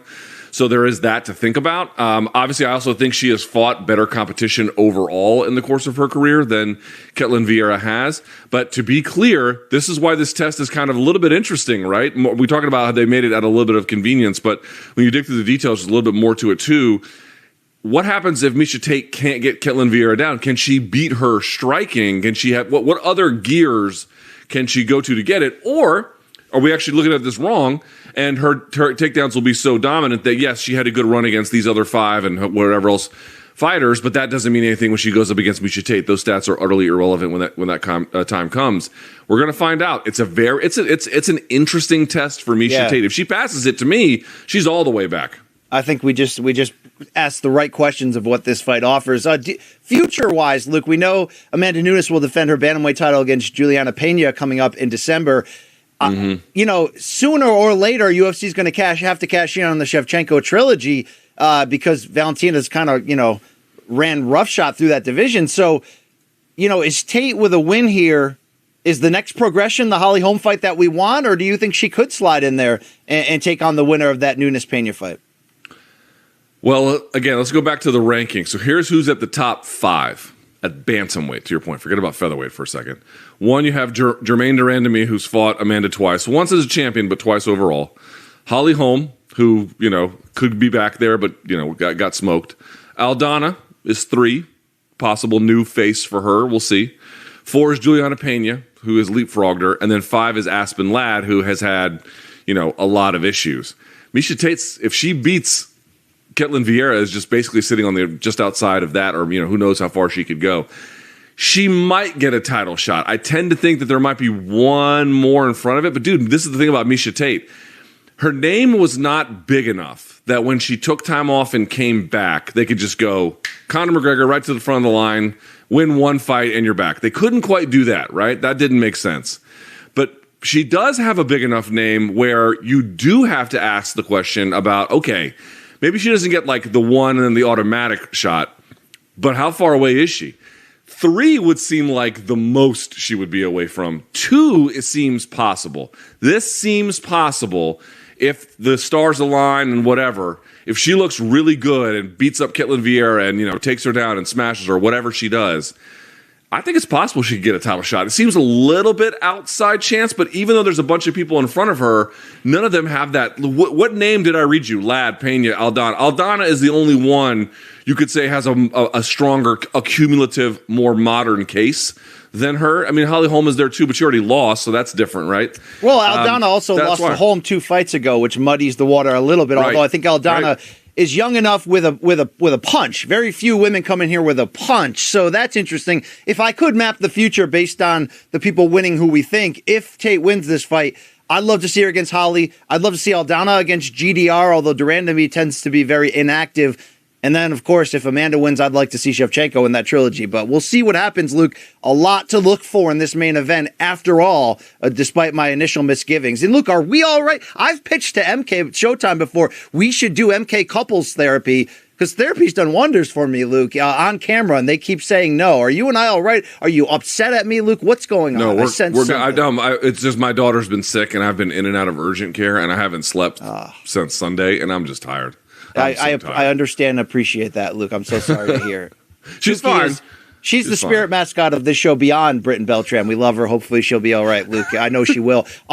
This co-main event, though, magic. Right. It's magic. Let's do this. So let's talk the co-main event. The co-main event is the most important fight outside of Porter versus not Spence. What am I saying? It was Porter versus Crawford. It's the best fight this weekend outside of that. Certainly to me, I care more about this one than virtually any other one outside of that big one. All right, let's talk about it. Michael Chiesa returns to action against a guy who I noticed a little while ago and was like, ooh, this guy looks like a fucking $1 million. Sean Brady. So Michael Chiesa is coming off of a terrible loss, and really kind of, you understand it, right? Because he lost to Vicente Luque. You're like, okay, man, whatever. Vicente Luque is a good-ass fighter. Like, you win some, you lose some.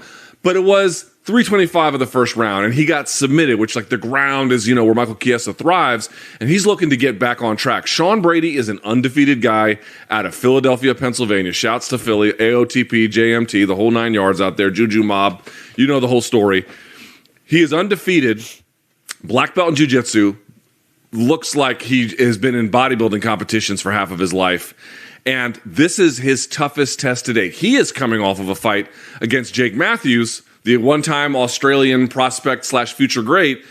And Matthews got submitted by Sean Brady in the 3rd round. BC, I am super high on this Brady kid, but even I can admit, Chiesa is a different level. What are you expecting between these two? So I love this match, Mickey. It's so good. And the odds, which has Brady as a slight favorite, show you how close this one. I love it for Chiesa because it's a mulligan. He won 4 in a row. He looked ready as a dark horse for, to get Usman, mostly because Usman's beaten everybody in that top 10 more or less, except for him and a few others. Luque also being there as well. And Luque beat him, okay, but Luque's on a streak. He seems to be getting closer now. For Chiesa, it's kind of a mulligan to beat a hot guy who's undefeated, has won 4 in a row since joining the UFC.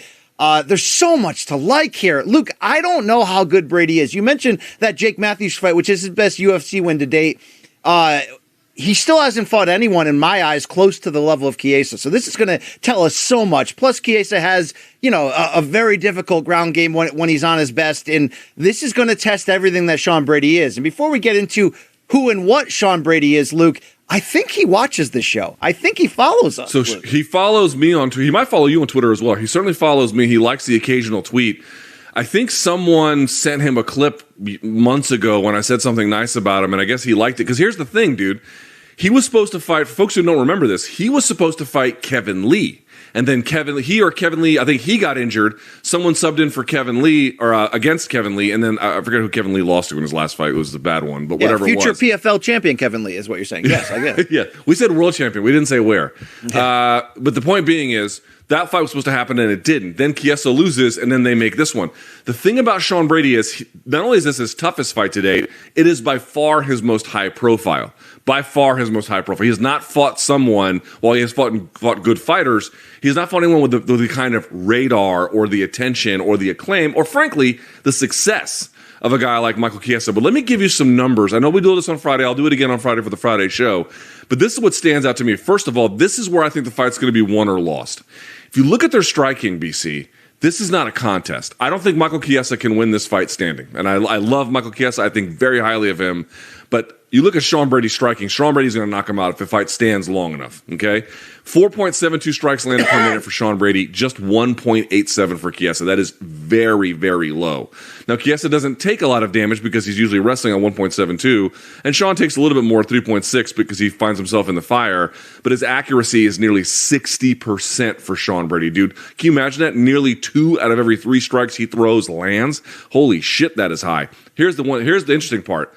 Takedowns for Michael Chiesa, 3.62 per 15 minutes. Very high. But Sean Brady's at 2.69. Also pretty high. Sean Brady's takedown defense, 100%. Takedown defense for Chiesa, 68. Now, that's a different 68 because he's fought much better competition. Fair enough. But, dude, one of them is going to have to win that takedown battle, and one of them is going to have to win it consistently. I don't know who it's going to be, but that's where it's going to be won and lost. That's it. Yeah, absolutely. That's it.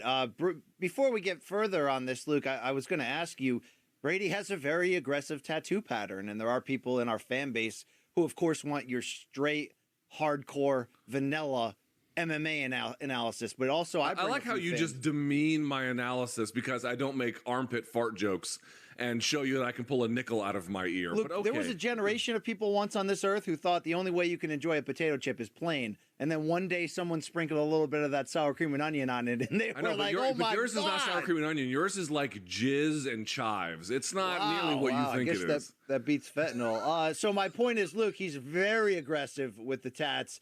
Are you a fan of the? Yeah, there we go. Are you a fan of the work? Because you're a very high critic, and one day, Luke. Forget me sneaking up behind you and getting that tap. And by the way, I could if I committed. Mr. Hebos one day. Mr. Hebos could. He might be able to. Yeah, okay. What do you think of this work here? So his work is extremely good. Now, it looks to me like what happened was he got a few tattoos early in his life or earlier in his tattoo run. And then he realized later on he wanted to switch because you can see the lettering sort of across his clavicles and then across his chest. It doesn't fit the rest. If you actually look at the rest, that is all Japanese traditional. And if you look at the Japanese traditional and the way in which it is set up, especially with the coloring patterning, and you can see how, look on his left bicep, you see that red line that goes across? Yes. It's the exact same style that I have here because this is also Japanese traditional. His Japanese traditional work is superb. It is very, very good. And the back he has, I don't personally want a back piece. Can you show the back, Gaff? Gaff, can you please show that back shot? Yeah, you can't quite see it. See, there, you can kind of see it there. He has a Hanya mask on his entire back, which is not personally a choice that I would make, but you want to ask you about the tattoo application. Like, he clearly spent a lot of money on this. The line work, the coloring, the shading, the authenticity of the newer ones as it's applied by Japanese standards. He checks the boxes. The only difference is he's mixed and matched different styles, and so that part doesn't necessarily work. But the problem with that is I did the exact same thing, so I'm no better. I like his work, and I'm not usually a huge tattoo fan. Luke, this fight doesn't produce a title contender next. It's not what's at stake here. This is more of something for the future. And even though there's UFC rankings, look, the value of those can differ based on the UFC's decision making. It doesn't always tell you who's really next in line. As you look at the welterweight title picture right now, do you sort of have a hierarchy in your head of who's next and how close would the winner of this fight get to? Well, it's an interesting one. Sean Brady is sitting at 14 between Ponzinibbio and Muslim Salikov. Chiesa is sitting at 6. I mean, you know what this reminds me of, at least in terms of their rankings position? It reminds me of Andrea Lee, and Cynthia from last weekend, right? Where you had 5 versus 12. Here you have 6 versus 14, where it's like, man, I don't know who said yes to what or who was saying no or what fights were offered, but you don't see too many. I mean, they're not like altogether uncommon, but you usually don't see a person who is sitting at 6 being like, yeah, I'll just fight the 14th ranked guy. I think because Chiesa is coming off of that loss, and not just that, the loss, would you agree, BC? I'm not saying that no matter what, Michael Chiesa would have won. Maybe no, it wasn't him that night. What you're really saying, and he said it afterwards. He said, "Look, you're not supposed to make excuses on this level, but I wasn't in the right mindset. I didn't, I took him lately. I mean, he gave all the right answers, being like, I'm taking this loss and I'm going to learn from it. So that's why I called this a true mulligan. That was not the very best of welterweight Michael Chiesa, and you know that, right? So he's going to come out of here like hell on wheels this time." The question is not so much what it does for Sean Brady, although that's important too. I think if Sean wins this, dude, Sean's going to bump outside to the top 10, outside the top 5 with this. I mean, all of a sudden he is going to be swimming with the sharks after this. So we're going to find out if he's the real deal Holyfield or not. With Chiesa, though, what does he reasonably get, BC? I guess the answer would be what? You just get to erase the sting of the last loss, but you will just hold position. You don't really move anywhere. Probably because Luque beat him, but hasn't really cashed in that the gift for beating him yet. I think the wild card factor for both Luque and Chiesa is they haven't fought, Usman next. I just don't know what's going to happen. I mean, there's a lot of rumors about Hamzat, in talks about maybe facing Gilbert Burns. If Hamzat does that and wins that, he's got to be next. I don't know if that means next for Usman directly or not, but it's an interesting question because this top 10 has so many retreads, guys coming off a loss or guys coming off of a loss directly to Usman, that you do feel like whoever can, maybe have the best win at the right time might be able to jump ahead of the field. Although, again, Chiesa is not going to leapfrog Luque with a win, and Hamzat has the wild card above all because of, how dominant he looks. Okay, any other fight on this card tickle your fancy? Well, my fancy are tickled usually in other ways than you. But, Luke, Joanne Calderwood's coming back. And I think I saw Ariel tweet out that she got married because I followed her on the gram, Luke, but she married a man with the last name Wood, so she's changing her name to Joanne Wood. So John Wood is the head trainer over at Syndicate. There you go. Nice so guy, she'll be taking on Talia Santos in a women's flyweight bout. That's interesting. But, Luke, I love me some Davy Grant. This Adrian Yanez fight could be something.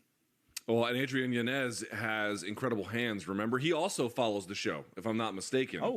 So he does, yes. He commented on YouTube one time. Yeah. I will call him friend of the show, Adrian Yanez. Great boxing. And, dude, another example over at Bantamweight. Davey Grant's, by the way, phenomenal fighter. He could win this, but I'm just saying, here's another case where, dude, where are Grant? Let me just pull this up. Where are Grant and Yanez ranked at 135, if they're ranked even at all? Yeah, they're not. All these guys joining Billy Q and joining the MK Revolution, the only problem is, we tell the truth on this show. So inevitably, we're going to break their heart and they're going to threaten to kick our ass. You know what I mean? I know. They're going to punch us in the face. And I don't know what we're going to do about it because we like them, but we have to call, a strikes and balls. Anyway, I'll just say this. This is a true testament of the Bantamweight division where you have a guys opening the main card, number one, opening the main card, and two, neither is ranked, and I bet it's possible you could get Fight of the Night honors with them. Yes. Like, that's how good they are. That's how well-matched this is on top of it. Also, should be noted on this card, you mentioned Hani Yahya. Dude, Hani Yahya has been choking people the fuck out for as long as I've been covering the sport, either in jiu-jitsu or in WEC or now in UFC. His run is fucking legendary at this point. And then Tucker Lutz, also a featherweight card as well. Don't forget Lupita Godinez is going to take her third fight in 4 days and has a chance at her second win and possible CTE, Luke. So it should be an interesting matchup against Loma Luke Boone. All right. Let's move on to topic number 2 if we can. BC, you're going to be speaking to both of these gentlemen, I believe, a little bit later today or certainly before you leave. Hell yeah.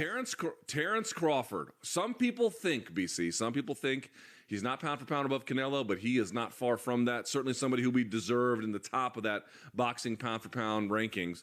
Taking on Sean Porter, the fucking boxing Tasmanian devil. I mean, he is just whipping punches from every direction. When he hits the go button, it's nonstop until the referee makes him. What are the major storylines as you can best ascertain them heading into Saturday? Okay, first of all, Luke, this fight is under the radar at the moment. This is a fucking fight. Oh my real God. Real quickly, BC. Just pitch the MMA fan a little bit in like a couple of sentences. Why is Crawford versus Porter good? Not just in general. Why is it good for them?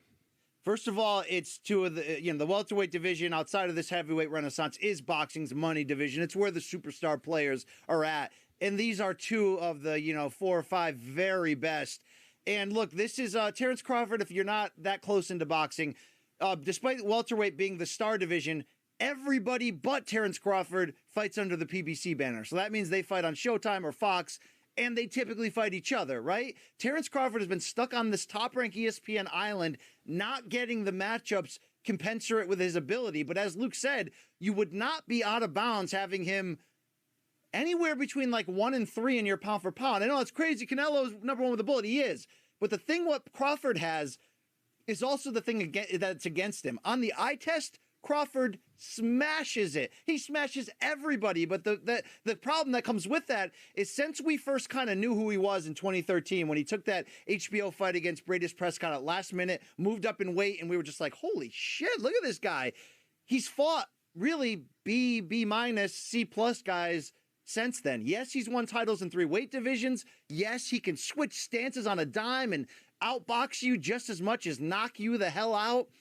But it's hard when you're facing faded names like Kell Brook and Amir Khan or, the Jeff Horn types. It's hard to really let us know how great you are. We don't really have an equivalent of this in MMA unless it was somebody who, let's say, was tearing it up in Bellator forever. And you're like, man, I just want to see them against the UFC top 5. I really want to find out how great they can be. Despite all that, Terrence Crawford has been really number 2 pound for pound on my list, or 3 at worst, forever. Yes, we're trying to get him to fight Errol Spence. It feels like our generation's, Sugar Ray Leonard versus Thomas Hearns, but they're both pushing mid-30s now, and this is falling behind. Finally, we get Terrence Crawford against an elite opponent at welterweight. And to have somebody like a Sean Porter, who, as Luke mentioned, originally built his reputation on really being a fun brawler. He's like a fullback getting the handoff and diving up the middle, just coming in, throwing everything, elbows, knees, heads, shoulders. But what happened along the way was he suffered a couple losses against elite guys, and he was forced to change. So what he's added to his game, if you saw his 2018 win over Danny Garcia, is he's got feints and quick footwork, and he constantly keeps you guessing. At any time, he can step on that gas and go for it. But when he went in there against Errol Spence 2 years ago, and he pushed him to the limit in a thrilling split decision, arguably the fight of the year, it really raised his game to a level where you're like, he's not just a tough out, he is super elite and maybe on his way to like Hall of Fame status. And I know for some people they hear, okay, I know Sean Porter, he's okay, but I saw him lose to Thurman in that close fight. I saw him lose to Spence. You're talking about Hall of Fame? Sean Porter has the exact opposite reputation of Terrence Crawford over that same span since 2013. Since 2013, I'm sorry, Terrence Crawford really hasn't fought anybody. He's fought like good, but never great. His closest and maybe best fight in some ways is still that Yuriorkis Gamboa win at lightweight 7 years ago. During that same stretch, let me read you the names who Sean Porter fought. And by the way, he fought all of these guys while they were still in their prime. Devin Alexander. Won and lost, but this is who he fought. Yeah. Devin Alexander, a not washed Paulie Malignaggi, unbeaten Kell Brook, Adrian Broner, who had 1 defeat, unbeaten Keith Thurman, and Andre Berto, who still had shelf life, Danny Garcia, who had 1 loss, or Dennis Ugas, who just beat Pacquiao. And unbeaten Errol Spence. While Spence has the best resume at welterweight besides Pacquiao because of the victories he's had, nobody has a better resume than Sean Porter in terms of the challenges he has faced. And on that list that I mentioned, he lost a competitive fight to Kell Brook back when Brook was still legit. And he lost razor-thin decisions to Keith Thurman and Errol Spence, both in like fight of the year contenders. This guy is, look, every great era, and this is, by the way, a great era of welterweight. I would love if these guys fought each other more. That's my criticism, but this is a great era. Every era needs that guy who maybe loses, more than you'd want him at the super elite level, but never stops trying, never stops taking on big fights, and most importantly, never stops evolving his game. Sean Porter is so confident, he's strong, he's fast, he is the exact type of fighting style that we need to see Bud Crawford against because we don't really know how great Bud Crawford is. And when I say that, I have him number 3 pound for pound, right? I know he's pretty damn great. I think he could be generationally great. I think Terrence Crawford has a shot to be like the Sugar Ray Leonard of this welterweight era. You know, like I'd love to see him against Spence. He has that shot. Porter is the style that will not only tell us the answers to the questions we need, but Luke will bring out the very best in Crawford. Crawford is a slick boxer who has a dog inside of him. He has a gangster backbone. He loves to fight. Porter is the guy that will make him fight. Luke, the storyline here is that we have a great fighter in Terrence Crawford, and now we're going to find out how great he really is. And man, you need people like Sean Porter in this sport who put on that hard hat, never back down. I mean, he was trying to get himself a Manny Pacquiao fight a year ago, and he came really close. Luke, he is always daring to be great. This is going to be a high-speed, I don't want to say train wreck, because it's not going to be an all-out brawl, but it's going to be high-speed chess. And to me, that's sometimes the best fights, because you'll see a lot of skill, but you will also see action. I mean, this is going to be something special on ESPN pay-per-view on Saturday. I don't have much to add to that. It's a pretty thorough thing. The only thing I would say is I think your assessment about his ability is correct, which is that he has maintained that kind of in-your-face, high-volume style, but he's made it a little bit more scientific. But I want to go back to what I just said, the high volume. Here's what you can expect from Sean Porter on Saturday night, assuming he doesn't get wiped out pretty quickly, which I don't think that he will. But, dude, he is going to be in Crawford's face consistently with work all the time. He has applied, as Brian articulates, a much more significant degree of thoughtfulness to how he goes in there. But at some points, BC, you know as well as I do, he is head in the chest, winging shots to the body, over the top, pushing into fighters, pushing them backwards. You saw we had the Berto clip, Berto getting clipped along the ropes. He loves to push guys into corners, into ropes, and go to work. We don't know exactly the ultimate upside of a guy like Crawford, as BC indicated, but a guy like Porter, if you can pass that test, which, by the way, Crawford now closer to 40 than he is 30. If he can pass it at this stage of his career on top of that, it would tell us a lot. Conversely, Porter, if he gets this done, I think would reshape to a degree our understanding of this entire division, because we've always been like Spence Crawford, Spence Crawford, Spence Crawford. Those have been the two dominant names. Perhaps Porter deserves to be sitting atop that based on all the adjustments and growth he has experienced through the course of his boxing career. We're going to find out on Saturday, but there's not many times it's like, oh, it's can't miss because two guys are like, super slick and thoughtful. One is super slick and thoughtful. One is very thoughtful, but he is an absolute buzzsaw. He has combined the two. This is a can't miss boxing endeavor. And Porter's a former 2-time welterweight champion, so it's, former champion against current. And the other storyline, Luke, is Errol Spence's future, which no one's really talking about. I'm going to ask him about it today, of course, but this is the last fight under his top-ranked deal. The only reason... You mean Crawford. You said Spence. I'm sorry, excuse me, Crawford. The only reason why we are crossing the street to make this fight happen is because the WBO named Porter as the mandatory, and all parties said, let's go forward, rather than have Crawford get stripped. We don't know what Crawford's going to do next. Now, if he does re-sign with Top Rank, the only good news right now is that they've got, some fighters in the lower weight classes, Teofimo Lopez, a lightweight, Josh Taylor at junior welterweight, who are looking to move up, pretty much sooner than later, and could be potential big opponents for Crawford, who's 34 years old. So it's not as dire as it was the last couple of years, but should Crawford beat Porter on Saturday, you wonder if he's going to sit at the negotiation table with Al Heyman when he's a free agent. And you wonder if he ends up getting signed there, Luke, because of the fact that he hasn't fought all those names that we love. Errol Spence, Keith Thurman, Danny Garcia, all of these guys. There are some, big fights. Boots Ennis, there are some big fight potentials down the road for him. I want to see them happy before they get too old, Luke. I don't want to see another Mayweather-Pacquiao situation where they were 38 and 36 or whatever the heck their ages were at the time. And it's like, man, this is great, but it should have been so much better. Or, for MMA purposes, the equivalent would be something like Chuck versus Vanderlei. Everyone was nerding out by the time Chuck Vanderlei happened, but by the time it happened, it was then too late. I mean, it was a good fight, but it was, even then, it was like, this is not what it was supposed to be. And so you got something fun, but not the real thing. Okay, good fight. We'll talk about more about that on Friday. Let's talk about getting back to MMA here. Topic number 3. I got to tell you, I'm not sure how to approach this story anymore. My views on it have changed, or my views on this person have changed pretty significantly. But John Jones is back in the news, much to my chagrin.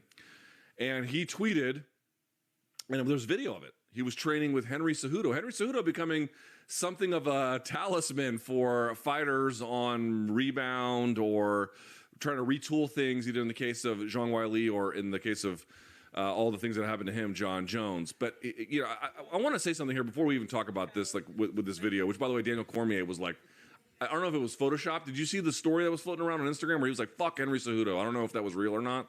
Yeah, I don't understand that at all. Well, they were both members of the 2008 freestyle team. I think they were friends, and now he's training John. I don't know. Maybe it could be fake. I don't know what that means. But I want to ask you what it means that Henry and John are training together. But first things first, he also had tweeted out like maybe rock bottom was the foundation I needed, which makes me want to fucking puke when I read shit like that. Let me ask you something. Are you surprised? No, that's not the right word. I'll just say this. Something happened to me and the way I view him after this latest incident in Las Vegas, even after he dunked on me. I honestly mean this. I mean this. I swear on my mother's grave. I swear on anything that could matter to anybody. I didn't hate him. I really didn't. I was pissed that things went the way that they did. I wasn't like pleased about that story or that moment in time. But honest to God, I was trying so hard to be as neutral-ish as I could, given the human experience. I didn't hate him. I really didn't. Even now, I don't hate him. I don't know him enough or the facts of the case to know that I have that kind of animosity. But I will tell you that, like, the days of me giving him the benefit of the doubt are completely over. I mean, totally over. I don't know what happened in that hotel room in Las Vegas. I don't know ultimately what the truth is, but I do know what the police report said, and I heard the 911 call, and it ain't good. And I gotta say, it is making me quite literally sick to my stomach to watch his ridiculous things that he is putting out on social media about, like, maybe this is the best thing I ever needed. This like pop psychology bullshit around super serious problems. And then on top of it, to watch people who I have a lot of respect for in the community put their arm around him like nothing ever happened. Again, I don't really know what happened, BC, but here's one thing I'm going to pledge. Morning Combat will not be the part of the John Jones rehabilitation tour. It ain't going to fucking happen ever.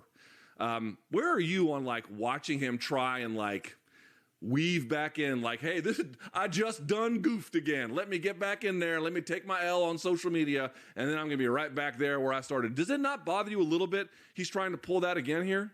I think you articulated perfectly what the real feeling is. And look, to be in this job, I don't hold things against people like you're saying when they screw up outside the fighting area, even when it's pretty bad.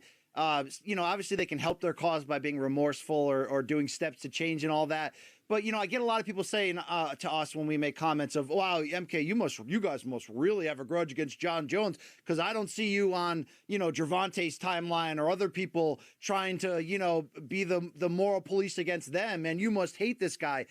I don't know. I think there's just a difference in the way John has handled himself this time. He has constantly had a career in which he's screwed up. And to your point, again, I never held it against him because I guess I have sympathy for people living in the public eye, for being imperfect humans as we all are, and making these mistakes with this level of fame and money on them. I mean, it can't be easy, Luke. But it's not. But these aren't mistakes, dude. This is pathology. This is totally different. But the difference, between him and so many is he comes back after every mistake like. And look, I'm a Christian, but he comes back after every mistake completely leaning in on the, I screwed up, but everything's fine now. I'm back. I got it. So it's like, it's a constant hamster wheel of the comeback story. And I fed into some of those comeback stories along the way, even though fellow journalists in the game were like, don't believe anything he said. I was like, no, I want to believe him because I want him. We love the comeback story in America. It's like our favorite thing in sports without question. We love that. But on top of that, Jones has this wild card that most people don't have. He has not just great talent, he has all-time superhero level talent in his individual sport. He's Tiger Woods of MMA at his very best, and that's so rare that we forgive those people so quickly because we have a lust to see greatness bloom and fulfilled. That's why I always just sort of go, man, that sucks. Hopefully he can get it back together. I want to see him go to heavyweight and try to become cement that he's the GOAT and there's no one else. We love to see greatness personified. It's like a drug to us. So that helps us a lot forgive along with just being like, look, the last one, the Albuquerque one, the getting pulled over, firing the gun. I was, for the first time, actually sympathetic of him and just saying he's got obvious problems, substance abuse, deep emotional problems based on his, the trauma of his life that so many people have gone through, that I just want to see him come around. But this most recent infraction, not only was it a bridge too far, especially when you bring in the potential of domestic abuse and bringing in the kids and all that, but Luke, his response on social media, which you just articulated, was not only him like dodging the blame and just saying, oh, hey, by the way, I figured it out. I'm going to stop drinking. Everything's fine. But like dunking on anyone who's got anything bad to say and then just hanging on the rim. I mean, making out with his, his partner and tonguing her and then smiling at the camera like, fuck y'all, I'm still in control of this game. And Right. just, not doing anything public that says, without question, I am trying to change. I am trying to be a better person. So to our critics, Luke, well, guys, you must hate John. What about all those other guys? Some of these other guys, Floyd Mayweather at times, they're not trying to be like, they're not trying to be anybody who they are. You know what I'm saying? There's so many differences with Gervonta and Floyd. First of all, Floyd went to jail. Number one. Right, but Luke, what I'm saying is they're not trying to come out and saying, oh, guys, I'm reformed now. Everything's fine. If you have something to say about me, the problem is yours. Did you see those tweets that John took down? I have them here. Here's one also with Gervonta. Gervonta is in his 20s. I mean, this has been my view on John for a long time. Dude, I know a lot of people who were fuck-ups in their 20s. And a lot of my friends who were fuck-ups in their 20s. But right around 30, 31, 32, they begin to realize if I want to do something, not just with my professional accomplishments, but to be a healthy person that can give a healthy person back to the world, I have to work on that. I have to fix things. So I give young men, women too, but I give young men a lot of rope to just do what they want to do in their 20s. But eventually, man, you got to get it together. Here's what he wrote. So Gervonta is still in his 20s. Dude, Gervonta could keep fucking up for 10 more years. Well, but look, and he would only be tied with John. Gervonta's not trying to be a babyface. He's not trying to be a villain either. He's just being, right? And he's screwing up. He's trying to change. John is constantly screwing up and then going, oh, guys, if you don't forgive me, the problem's on you. And this is getting tiresome when the offenses are piling high. And that's why I said what I said, where the only way you're going to get through to him is to probably cut him. They won't do it for financial reasons, but that's why we're at that point. And also, people are like, oh, how do you? No one would be bagging on getting right in the journey. No one would be bagging on trying to go to therapy and trying to learn and trying to fix yourself and doing all the things that one needs to do to ameliorate the situation and become a different person. But I can guarantee you, if you were taking that seriously, you wouldn't tweet shit like this, which is, if you're still talking about what happened in Las Vegas, but you're living in your mom's house, your priorities are in the wrong place, my friend. Is that what the fuck he thinks this is? It's a bunch of nerds trying to go after him because he made a little bit of a slip up and they're just being mean and there's a pile-on effect on the internet and it's really no more than that. Quote, you over there focusing on another man's troubles. I'm over here focusing on getting farther ahead of you. Did you read a Hallmark card before you tweeted that, John? Seriously? What the fuck is this? This is not even a remote approach. I don't take this idea of like, I'm going to use this rock bottom to get better. I don't take it seriously at all. I don't believe it at all. And I got to say, if there's anyone else in the MMA media watching this, if you become part without any change, without him showing any change or anything, a part of the John Jones recovery tour, you're a fucking fraud. You're a fraud. You are complicit in fraud. Don't do it. He has to answer for these in some kind of public way. Be like, oh, Luke, it's not your business. Dude, the 911 call is made public. The police report is public. When it makes it that far, it becomes the public's interest. I don't want to hear any of this shit. It is absurd. It is sickening, and we will not have any part of it here. I do agree with your sentiment that for the first time, I won't say uninterested, but very, very less interested in a comeback in, will he fulfill his grand legacy and will he, win it? Like, I don't care, don't go away mad, just go away. That's almost where I'm at this point, Luke. All right, so let's talk about the fighting aspect. Look, if this was, post Albuquerque intersection, we'd be a lot more, forgiving. It's just, you have no rope left. Okay. So to post a picture of you lifting weights 24 hours after that incident, like, get off social media with Harry Newman playing in the background. I mean, it's like nothing could tell me you take this less seriously than the gravity of the situation and the complexity of the problem, because it's not a simple problem to solve. Nothing could be a clear indication that he is taking absolutely none of it seriously the way he has handled it. Now, with that out of the way, what do you make? Can you say of John Jones training with Henry Cejudo? To what extent did you see a benefit with Zhang Weili? To what extent could you imagine a benefit being there for John Jones? It's hard to say, Luke. It is really hard to say. I liked the storyline and the idea of could Zhang Weili fix some of her, round out her game even more. And they really put that together nicely in the pre-fight video documentary series to show you that. And look, she did fight a lot better against Rose. Maybe not the exact style I thought she would emulate completely, but a fight is a fight and things happen.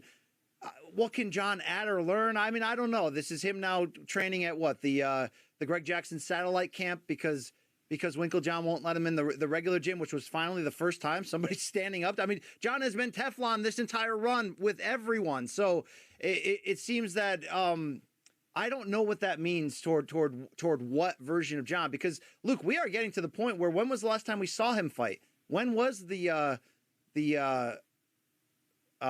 was that early 2020 or was it 2019? I mean, it feels it was February 2020. It feels so damn long ago that I think that there's just so many overall questions. Plus, he'll be going to a new division.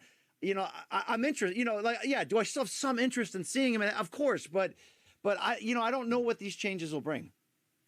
I'll say this. It's the one comment I have on training with Henry Cejudo. I don't know what it would mean for Henry and Daniel Cormier. I don't know if there's anything real with that. But I would say, as it relates to John, I actually don't see it as anything other than a potential improvement. How much, I don't know. But the one thing I've gone back to over and over is I am in no way saying that John's eventual move to heavyweight will result in definitively success or failure. I don't know. What I'm saying is to keep an open mind about it. This idea that there's this assumed correlation that by the time he gets to heavyweight, it will just be the way that it is. That could be the case. I'm certainly not ruling it out. My only request is that folks say, well, hold on. It's quite some time later. This one will have been 2 years plus if he ever gets back. And then it's a new division, and then it's a division that's changed since then. Let's see exactly what it looks like. I'm sure he's going to beat good heavyweights. But can he be champion at heavyweight? Probably, inevitably. I want to see. So we'll have to imagine what happens with that. All right, it's not Wednesday, BC. Or sorry, excuse me, it's not Friday. But I got to go ahead and take a dead wrong for topic number 4. I got to eat shit on this one. Canelo Alvarez just beat Caleb Plant to become the undisputed 168-pound champ.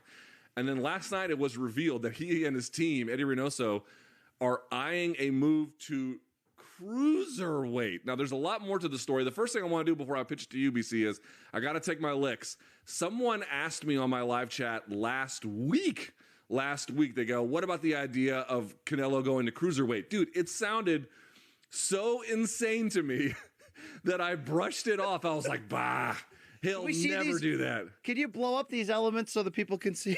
Yeah, it's a little hard to read. Let me read the question. Someone, and it's covered up by there we go. Do you think Canelo would consider moving up to cruiserweight and facing Ilunga? Can you go back? Junior Makabu for the WBC cruiserweight title. Makabu's good, but beatable. This would be more legacy than money.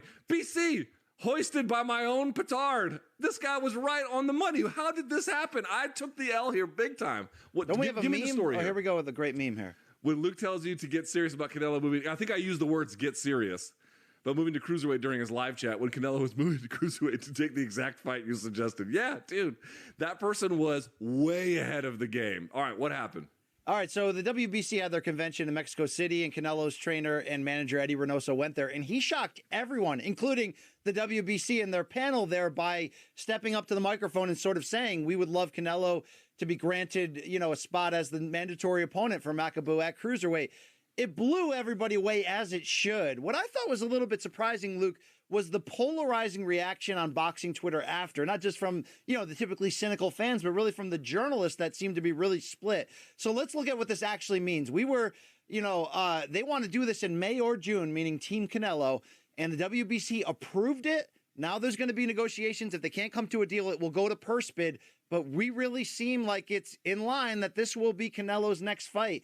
Not, 175, not these big names at 168 or a Triple G trilogy. This is where he's going. So I got to take my hat off. I'm going to take that side of the line. I'm not trying to be some kind of company Showtime man and hoping Canelo comes back, even though that would be nice.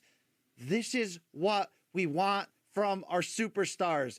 Daring to be great, doing things that we didn't think was possible, that they're not even probably sure is possible, to leave no doubt during their prime and the time they have to show how great they can be. Canelo doesn't want to be the face of this era.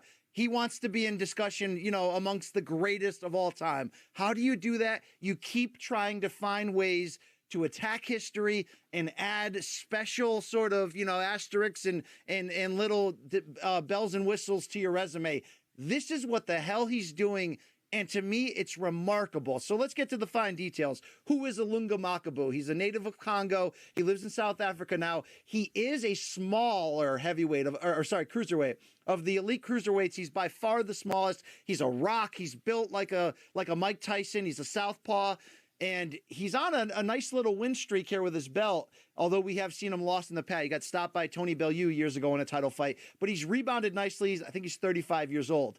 Is this a little bit of cherry picking in some ways? Without question. Just like Canelo initially moving up to 175 and saying, okay, I got Sergey Kovalev there with a belt, who's past his prime but still a big puncher.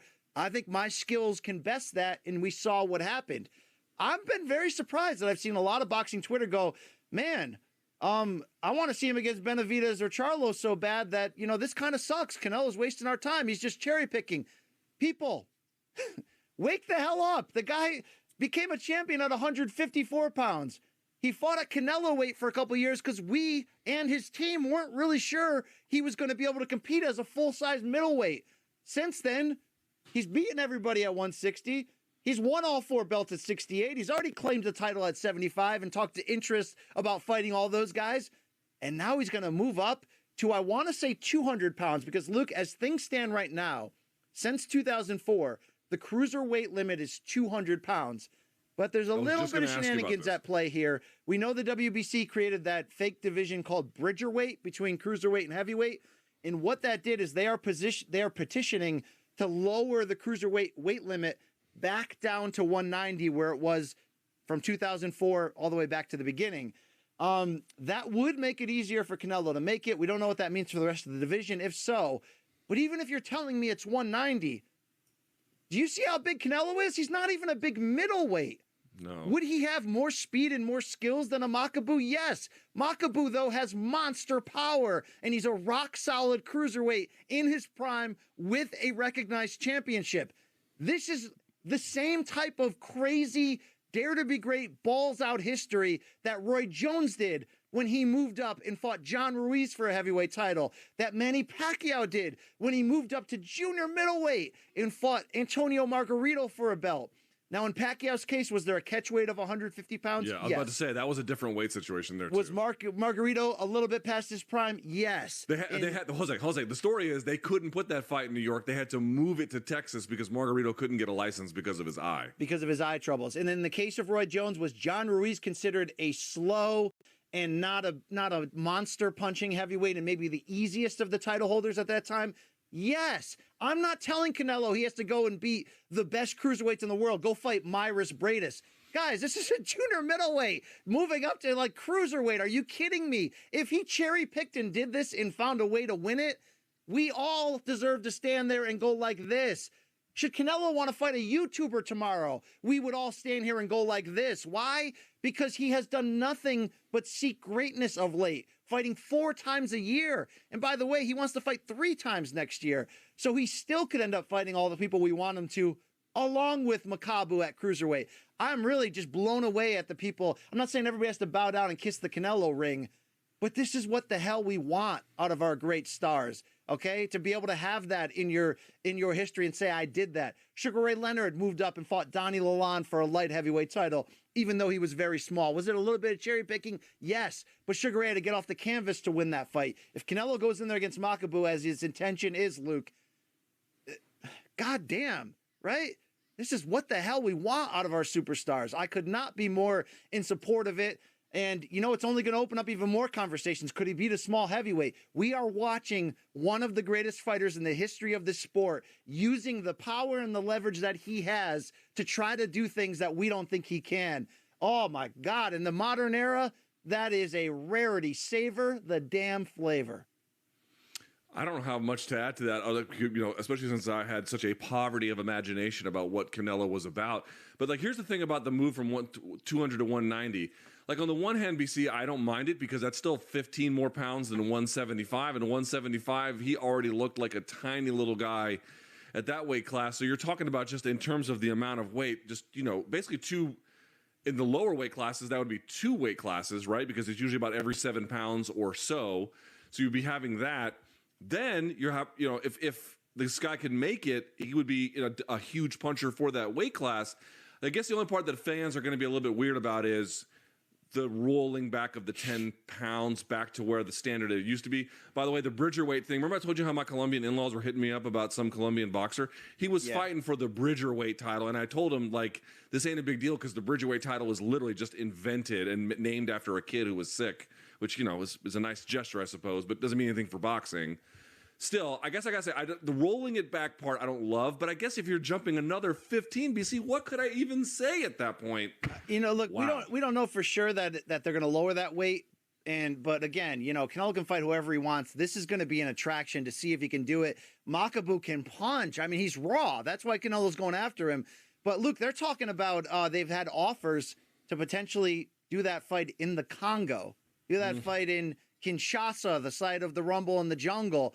Canelo has also been talking publicly about maybe wanting to do a fight in Mexico next year. So regardless of where that thing goes, if they make this a giant event, yeah, I want to see it. I mean, hell yeah, I want to see it. I'll say this. If anyone from Showtime is watching, which is, we never know, BC. Sometimes they are, sometimes they aren't. If they are, I would love for you guys to go to Mexico City and bring me and BC along. Well, that'd be great. Whether it's this fight or not, we've wanted Canelo to try to best what is the boxing attendance record. Chavez Sr. fought Greg Haugen on Showtime in Azteca Stadium in Mexico City. Luke, what did they do? 135,000 was the attendance. I mean, they were packing them in like sardines. I would love if Canelo tried some type of major spectacle, went back to his home country, gave it to the fans, gave them their moment. That could be truly special. I'd love to be there. All right, let's do some quick hits here before we move on to the next segment here. Just a few of these headlines to wrap up. First things first, I want to go to this one, BC. This one is a great fight. I believe Brett Okamoto broke the news. Magomed Ankalaev, fresh off of his win at UFC 267 over Volkan Oezdemir, is going to take on your favorite fighter, Maheta Thiago Santos. It is in the works for March 12th. Ooh. BC, you have to agree, if Ankalaev can beat a guy like Santos, he can't be too far from a title shot. And the immortal words of Jim Lampley, bang, bang, bang, bang, bang. Bang, bang, bang. Look, you remember that from Pacquiao Clottey, right?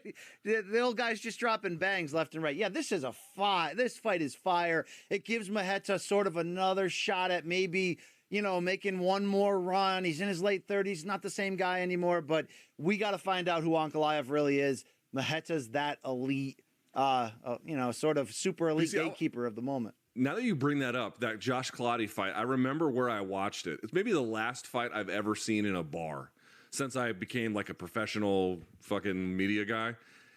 I was at Buffalo Billiards in DuPont Circle, for anybody who knows where that is in this area. And it's this huge underground bar, and they show all the fights. And I remember when Lampley was like, bang, bang, bang. Everyone in the bar was like, did he just say bang like 9 times? And everyone in the bar was like bang bang, and they were like doing like the Jair Bolsonaro finger gun thing everywhere they went. I was like, Lampley, not your best moment. I could be honest. By the way, that fight was supposed to have been Mayweather Pacquiao, but the negotiations fell apart. That's why they had to get Clottey last minute. And shout out, Luke, to Josh Clottey, tasting a little bit of that Pacquiao thunder, and then going, nah, guys, I'm good. I'm going to spend the next 11 rounds like this. Don't worry about it. I'm fine. Okay? Here's my best impression of Josh Clottey versus Pacquiao. Just do that for 36 minutes. Just that, okay? All right, so by the way, can't wait for that one. Sick fight. UFC's firing on all cylinders when it comes to that division, even though Bellator is too. Dana White is undecided on the featherweight division as it relates to Amanda Nunes. Here is what he said following the UFC Vegas 42 post-fight press conference. BC, quote, "It's going to depend on what the champ wants to do. We've got this fight coming up with her." He's referencing the Pena fight. "We'll see how that plays out, and then we'll figure out what we're going to do with that division. I don't know." Here's what I will say, BC. If they don't want to pick up Kayla and they want Bellator to pick up Kayla because they just let her pick that up and they're not interested in this division anymore because Amanda might be done anyway and we'll see how things go, why not just let Kayla go to Bellator, let them have a women's 145, when Amanda's done, cash it out and be done? What's wrong with that scenario? That's not wrong at all, and it shows they've never been committed to women's featherweight. Why do I say that? Because I say this every month, Luke. Go to UFC.com/rankings. Try and look for those 145-pound female rankings. Hey, Luke, do you know that they've never been there? Do you know that there's always been a header and no rankings? Ever? They've never put out rankings for this division. And obviously we know they've kept it afloat just to sort of let Amanda be great. But the only ones she's fighting at featherweight for the most part are blown up bantamweights anyway. So I'm not against getting rid of it. I'm also not against the idea, like I mentioned that one time, of creating a women's heavyweight division that has, whether you're doing from 135 to 155, or even if you're just doing, 145 and up, and then having some type of ceiling on that.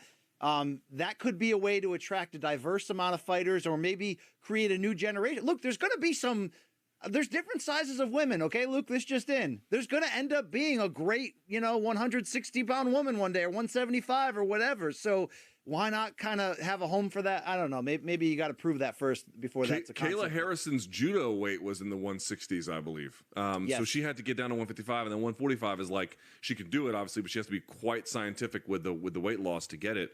So you're right. I mean, women's MMA just has a long way to go. UFC might be betting, honestly, they might be betting, we can cut women's 45 for now if we want, and then whenever we're ready to rebuild it, we can just rebuild it whenever we want. They might feel like they have that kind of market force, and frankly, even if they did, I'm not sure that they're wrong. They can just build it whenever they want, so let Bellator have it for the time being and see where it goes. I mean, look, if Valentina had not cut down to 125, I don't think that's a division anymore either. I think they would have gotten rid of that as well.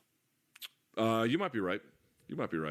All right, last but not least, let's move on to the final one. Jordan Burroughs has, by the way, Olympic wrestling champion. I think he's a 5-time world champion, NCAA champion a couple of times or more. I watched his senior season at Nebraska. It was unbelievable when he did it. But he has decided that he is maybe interested in taking one MMA fight. He tweeted about it, and then later went on the MMA Hour with Ariel Helwani saying, quote, "I feel like I have this calling where I'm deep down inside, when it's all said and done and my body's banged up for good and I'm walking away and I'm putting away my wrestling shoes, I'll always have that thought like, damn, what would it have been like if I'd gotten into the cage? And I don't want to live with that regret." So ultimately for me, really positioning myself now where I'm like, does this make sense? How does it make sense? And really just entertaining offers. How can we do this? I mean, he goes on from there and blah, blah, blah. BC, is it a big deal if Burroughs has 1 or 2 fights, or is it not a big deal? Yeah, I think it depends on the promotion and the platform. If somebody like that, I'd love to see him against Gable Stevenson in an MMA fight, right? Okay, I can get jazzed for that. But if somebody just wants one fight, that's 170 versus heavyweight. I mean, if somebody just wants one fight, though, Luke, to find out if they can do it, and they do it on a regional level or whatever, it's not gonna matter. It's not gonna hit the spot. If you go to, Bellator or PFL and you do it against, in an interesting matchup and you really sell it, yeah, that could be decent. I mean, he's 33, but he's got such an incredible decorated amateur, pedigree and resume, as you mentioned. I'd be interested in seeing it, Luke. And you're right. The weight difference between those two is a little bit comical, but Japan, back in the day when Pride was around, Japan would get these Olympic gold medalists and then give them these 1-2 fight runs. Rulon Gardner was, had a 1 fight deal. I mean, they could have done more if they'd wanted to, but you would see a lot of like, oh, I was an Olympic wrestling champ for wherever. Then they would end up in Pride for some kind of big prize and then be on their way. I'll say this: if it's just 1 or 2 or 3, that's cool. I'm not super interested. He gave his career in large part to wrestling. I don't judge him for it. He did extremely well at it. But is my level of enthusiasm for what could be possible in MMA super high, given that he did that? Not exactly. But, would it be interesting? Sure, it'd be great. I would love to see it. I'm not like, wow, this is a game changer. What would it mean? His prime years would be almost certainly over. All right, how about we get Kyle Dake to do it too, and we get them back together, Luke? That would be something. Dake versus Burroughs. No fucking rules. All right. That's it for me, BC. Let's get to the rest of the show. All right. You know what we do on Wednesdays, Luke? Sometimes you can be a old bitch and don't want to talk about certain topics. So we created this incredible world-renowned segment called Wheel of Death, in which BC puts together questions, that are put together a decently faith and really to produce good faith responses from Luke that he doesn't want to. Sometimes we bring in celebrities, but for the first time ever, your boy BC has reached out to the donk faithful, the people that make up the fabric of what this great show is, the people that live and die with our merch, that consume the P1s, Luke. And we have for you today, Wheel of Death, Donk Edition.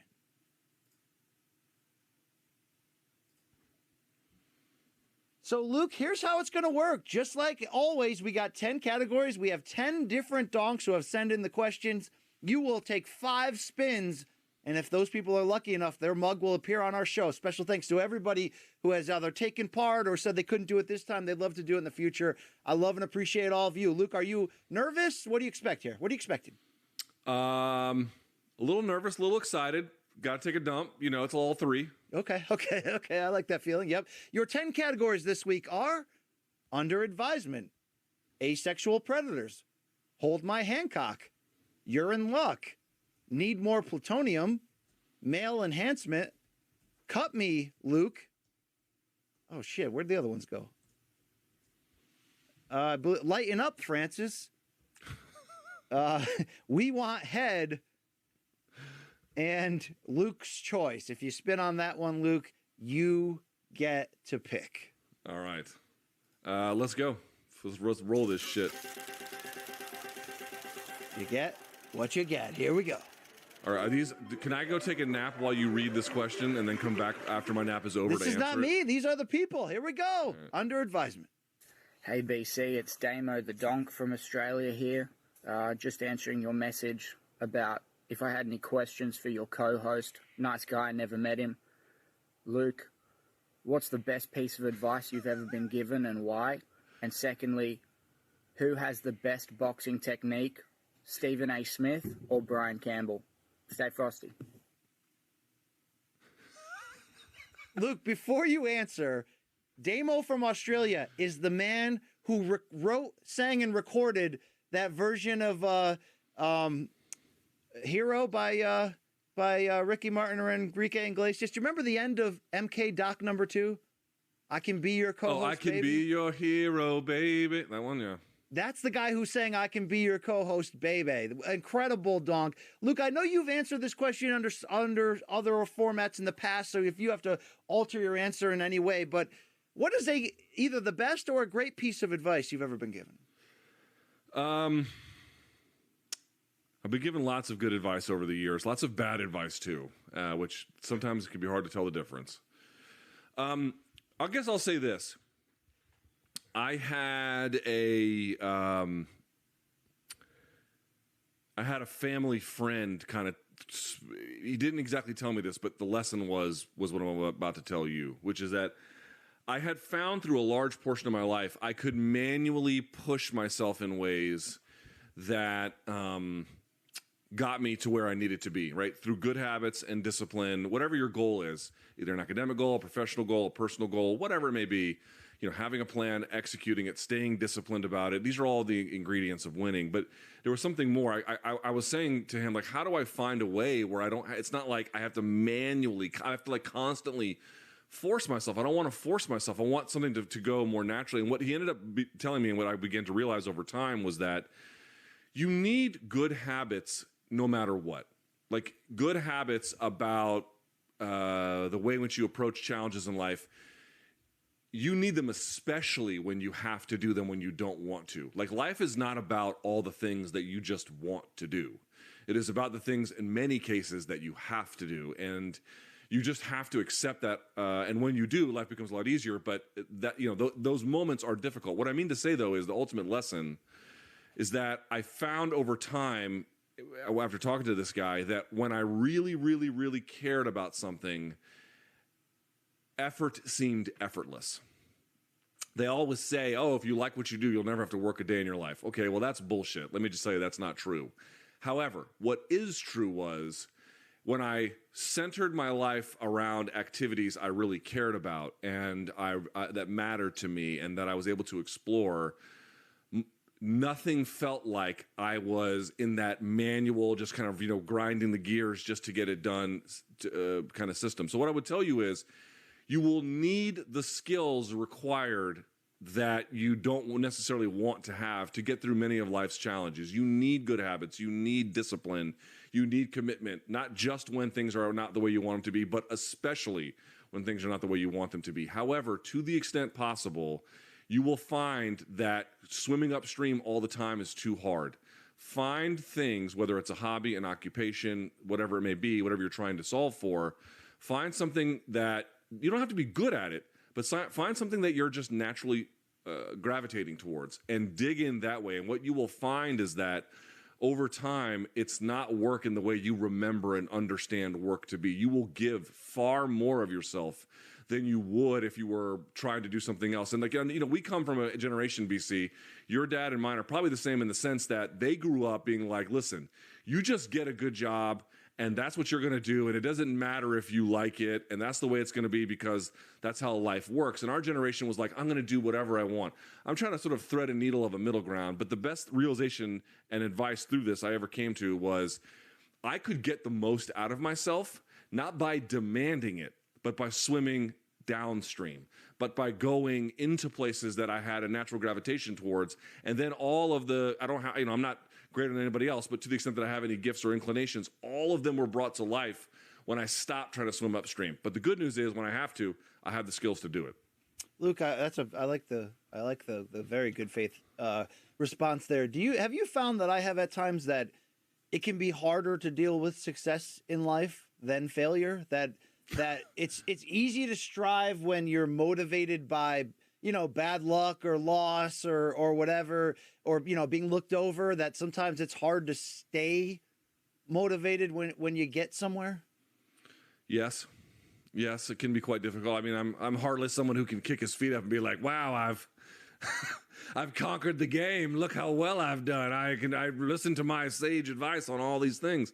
But I will agree that especially when you're younger and you don't have kids and you're like, I'm going to fucking stick it to every asshole who ever said no and blah, blah, blah. You can actually go pretty far that way, but you can't sustain that way. You have to switch at some point to all those good habits you created, all that discipline you created, and that over time just becomes who you are. So I actually feel like rage-induced Count of Monte Cristoism has a value, but the value is short-lived. Absolutely. And to close on Damo's question, he did say who had worse or better boxing form, Stephen A. Smith or your boy BC from that clip we read? I have confidence you would beat the brakes off of that. Screaming A. Smith. Okay, take that. All right, Luke. Spin number 2 coming up. Let's do it. Hey, my daughter hasn't thrown up today. I am very happy to report that. Asexual. Right. Here we go. Is this you in high school? Hey guys, River Kitty Ransom spokesperson here with a question. Luke, you are a powerful and ethical movie producer, and you have the ability to greenlight the next Predator movie. But it has to be a Predator versus movie. So the initial pitches are Predator versus Jason Voorhees, Predator versus Deadpool, Predator versus John Wick. So, which one of those would you greenlight, and who would you like to most see on the silver screen with the Predator if you could choose? All right, thanks for all of your hard work. Well, this is a great question. Now, of his 3 choices, it was Deadpool, John Wick. What was the third one? Gaff, did you hear that properly? What was the first one? I don't know, but that's you see the frame picture of his cat River behind him. That's River Kitty Ransom on IG. Big fan of that guy. Big fan. The answer is I don't even need to know all 3. The last one, John Wick. I mean, the key to the Predator thing is having him against the superhero is like, I'm not saying it would automatically be bad, but it doesn't interest me. The way that Predator always works is that the humans are 1-to-1 overmatched, but that super smart ones and clever ones with the right circumstances can eventually overcome it. Dude, that's John Wick to a fucking T. And you could imagine if it was like remember they always hunt in threes, so you could imagine to be a team hunting them and they'd kill his dog and shit. It would be terrible, right? Like it'd be the first one over again. But like him figuring out how to kill predators and predators having their way, at least early in the movie, I think that would be the best. But against Deadpool, it's like, dude, Deadpool's too hard to kill, and eventually he's going to kill him anyway, So I wouldn't do that. Look, these are so much better than me doing a extremely painful long intro, aren't they? Yeah, sort of. Let me put this in because my headphones aren't working. So you think John Wick could lather himself in mud and yell, "Kill me"? Come here! I'm here! He could do some of that. Yes, he could do some of that. Okay. All right, let me put this back in my earplug here. Here we go. Connect. Sorry, I had to change them. One of them died. All right, we're good now. Go ahead. All right, spin number 3 coming. Spin.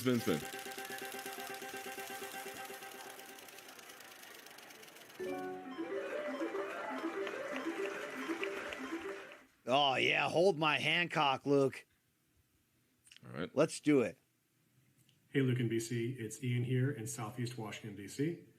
Really excited to be on the wheel. Oh, he's got a D.C. tattoo. My question for Luke is if you could be the supreme ruler of the U.S. for one day and amend the Constitution in 3 ways, what would those 3 ways be and why? Really curious to hear your take, given the show's connection to January 6th. 3 ways.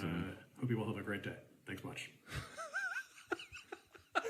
So, Luke, Ian McInerney. By the way, we own the January 6th jokes better than anyone else. I just want to point that out. We have taken over January 6th. Ian Mack did not want to be one up by that fine Italian couple in New Jersey. He offered for you and I, when we do BC and DC, to go to his house and his wife and I will cook us ramen. That's what he said, Luke. Cook us ramen. Okay. Yes. And by the way, if he lives in Southeast DC, he probably lives by the ballpark, which means he's living in like ultra gentrification zone. So fuck well, that Luke, guy. he had your tattoo on his arm. He had your T-shirt on. He had a map of DC over his head. This guy is your... People are proud to be from here. I know that might strike you as weird, but it's true. Nobody is proud to be from Connecticut. Nobody, Luke. Apathy, the rapper. That's about it. Yeah, that's about it. Glover. All right, 3 changes to the Jesus. Where do I even start with this shit?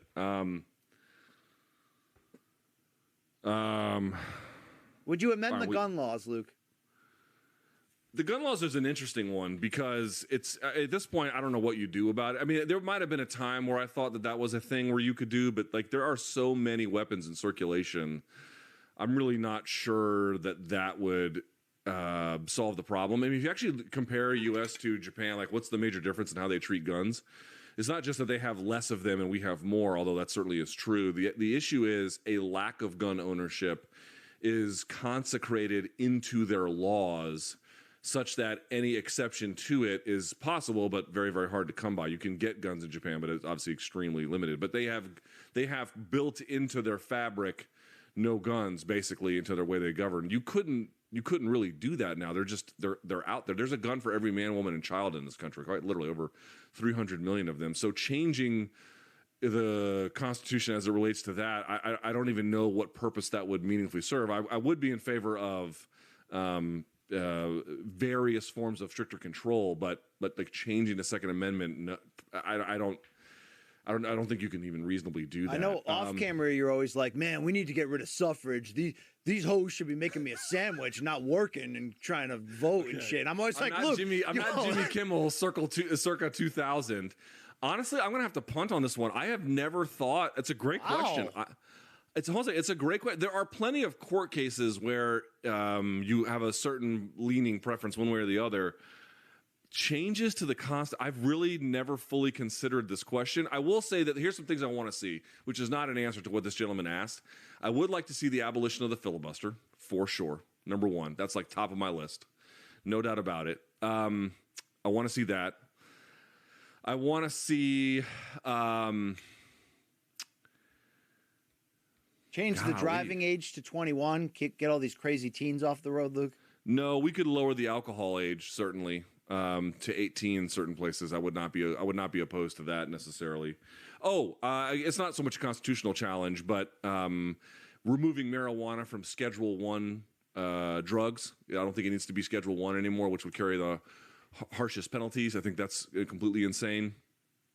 And what's a third easy law I could change? Not so much to the Constitution per se. I mean, these are difficult questions to ask.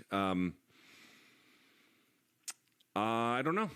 Dude, you put me on the spot. I don't have a good answer for you. These are not. That's not a question I fully considered. No, I apologize. Expect a deeper answer, Ian, on the upcoming Luke Thomas live chat, which you can be maybe if I've had time to think about it, and but I'm not. That's not really what I'm reading these days. It's not where my head's at, so I don't really know. But certainly, the abolition of the filibuster is extremely important. You're like, I'm more into violent pornography these days, Ian. Sorry, bro. So yeah, all right. Listen, if I don't read these in the comments on Bang Bros, I don't know what I'm doing. Yes, so. yes. Let's keep this. Sorry about that. It's a fine question, but I don't have a good answer for you. Back to the wheel. There you go.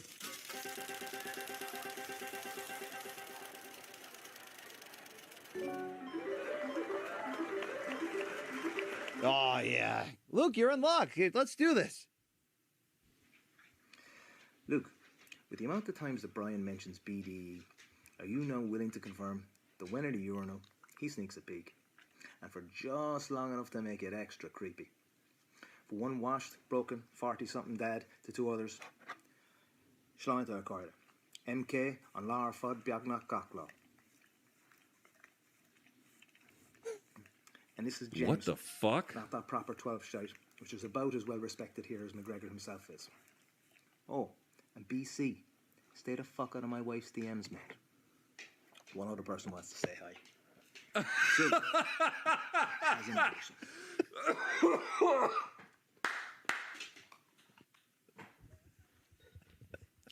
Now, Hold on. I understood 7 words of that question. I had to rewind it a couple times. Shout out to the great Graham Manning there from Ireland, Luke.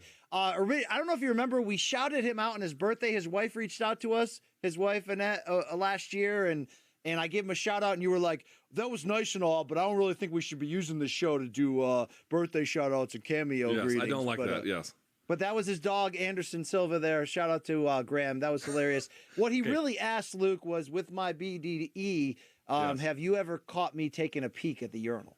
No, BC gets real weird in the bathroom, although admittedly I mess with him a couple times in the bathroom where like you've been at a stall and then I'll be like, oh, let's just share the stall. And you'd be like, get the fuck away from me. I ain't doing that shit. Which admittedly is a fair response. I just want to say that I didn't think it was piss. But I thought he might have been going there for a second. I was like, is this motherfucker about to drink urine on the show? But he didn't. Yeah. So, was he speaking Gaelic or what, Luke? Well, so have you ever been to Ireland? No. I've been once. Yeah. I know. You should go. It's nice. The Irish are very super friendly. This is how they explained it to me, and I could be wrong. They call it Irish. Like the language that they speak that doesn't sound like English, they call it actual Irish. Irish people speak Irish. English people speak English. That was the way they told it to me. So what the actual thing he said was, I don't fucking know. But they told me like we speak Irish. So there you go. All right, Aaron, go bra. About the time you lose that bra, Aaron, right? Yeah, all right. Let's go to the next spin, Luke. I need some water, man. I'm getting fucking lightheaded on this medication I'm on. I didn't tell you I've been in the ER. Go ahead, spin. I've had a rough week. All right, need more plutonium. Yep, that's the only way you can get those gigawatts going. Here we go, Luke. Luke, sending in a Wheel of Death question here as my crazy boxers wanting to play ball and tug of war with me. My question is, if Jay's got the DeLorean filled up with enough plutonium to take you back in time in history to any 3 boxing or MMA events in history, and he's going to take you to any 3 that you pick, combination of boxing or MMA, and you get to go back in time and experience those events as they were in history, in premium seats as a fan. But the kicker is you get to see them for the first time for you. You'll go in with no knowledge of what happened. So you're going in fresh for the first time. What 3 boxing or MMA events would you like to go back and have that experience with? Cheers, fellas. Keep up the good work. Okay, that's a great question. He sent in an updated video where he didn't stammer as much. I don't know if Gaff got that in time, but shout out to our great fan there. Appreciate that. BC, I would guess the first Ali Frazier, which was at MSG, right? The first one? Seriously, that's... Unless you want to compare that to, like, Louis Schmeling 2, which was all about, USA beating the Germans, that's the biggest fight in the history of the sport. Like, there's no question. Dude, when Frank Sinatra is your ringside photographer... that's a big fucking fight. That's in contention for the biggest sporting event of all time. And that's up there with all those soccer matches that put country versus country and all that shit, Yeah, I would normally say that that's totally wrong, but I don't think that's totally wrong. So number one has got to be that one, right? Got to be that one. And just so people that don't know, that's, Ali coming back from the break where he had to sit out because of, draft dodging. He had a couple of setup fights, but he was unbeaten coming back to fight for his old title that now unbeaten Joe Frazier had. I mean, that's movie scripting. Okay, so that's one. The second one is easy to pick. Easy to pick, BC. Hagler Hearns. Not a difficult call whatsoever. With MMA, I haven't missed too many of them, to be honest with you. Maybe it would have been fun to be like at UFC 1 or something. By the way, I need to get some water after this when we spin the wheel because I'm getting a little lightheaded. So I'm going to keep it boxing. BC, what would you say would have been in the 1980s the most fun? That's the key here. The most fun Mike Tyson fight to attend. The second Razor Ruddock fight?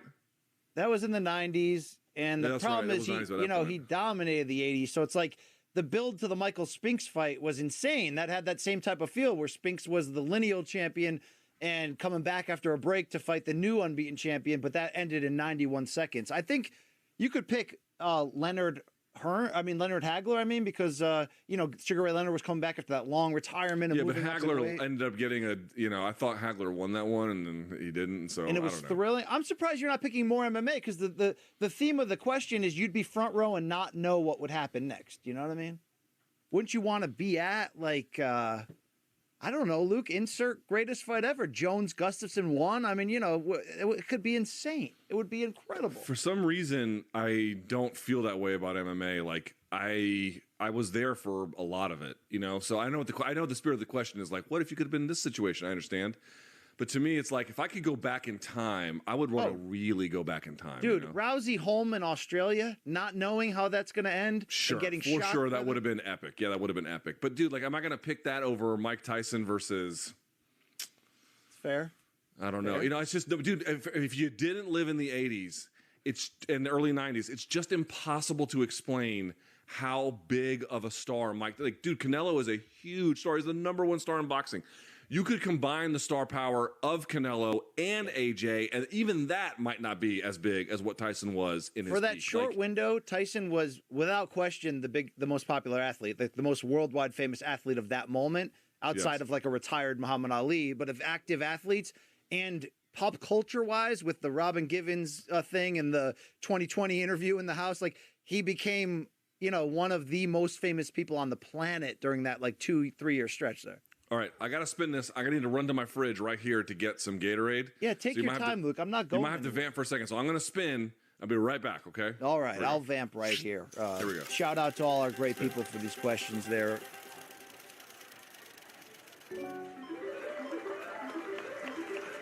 All right, male enhancement. We'll get to that in a second. Josh Montgomery, sorry we ran the wrong video there, but a fantastic question. I know you've been rocking out with some My Morning jackets, all your nice vinyl setup there. Shout out to the dog as well. Big fans of you guys. Luke, refill.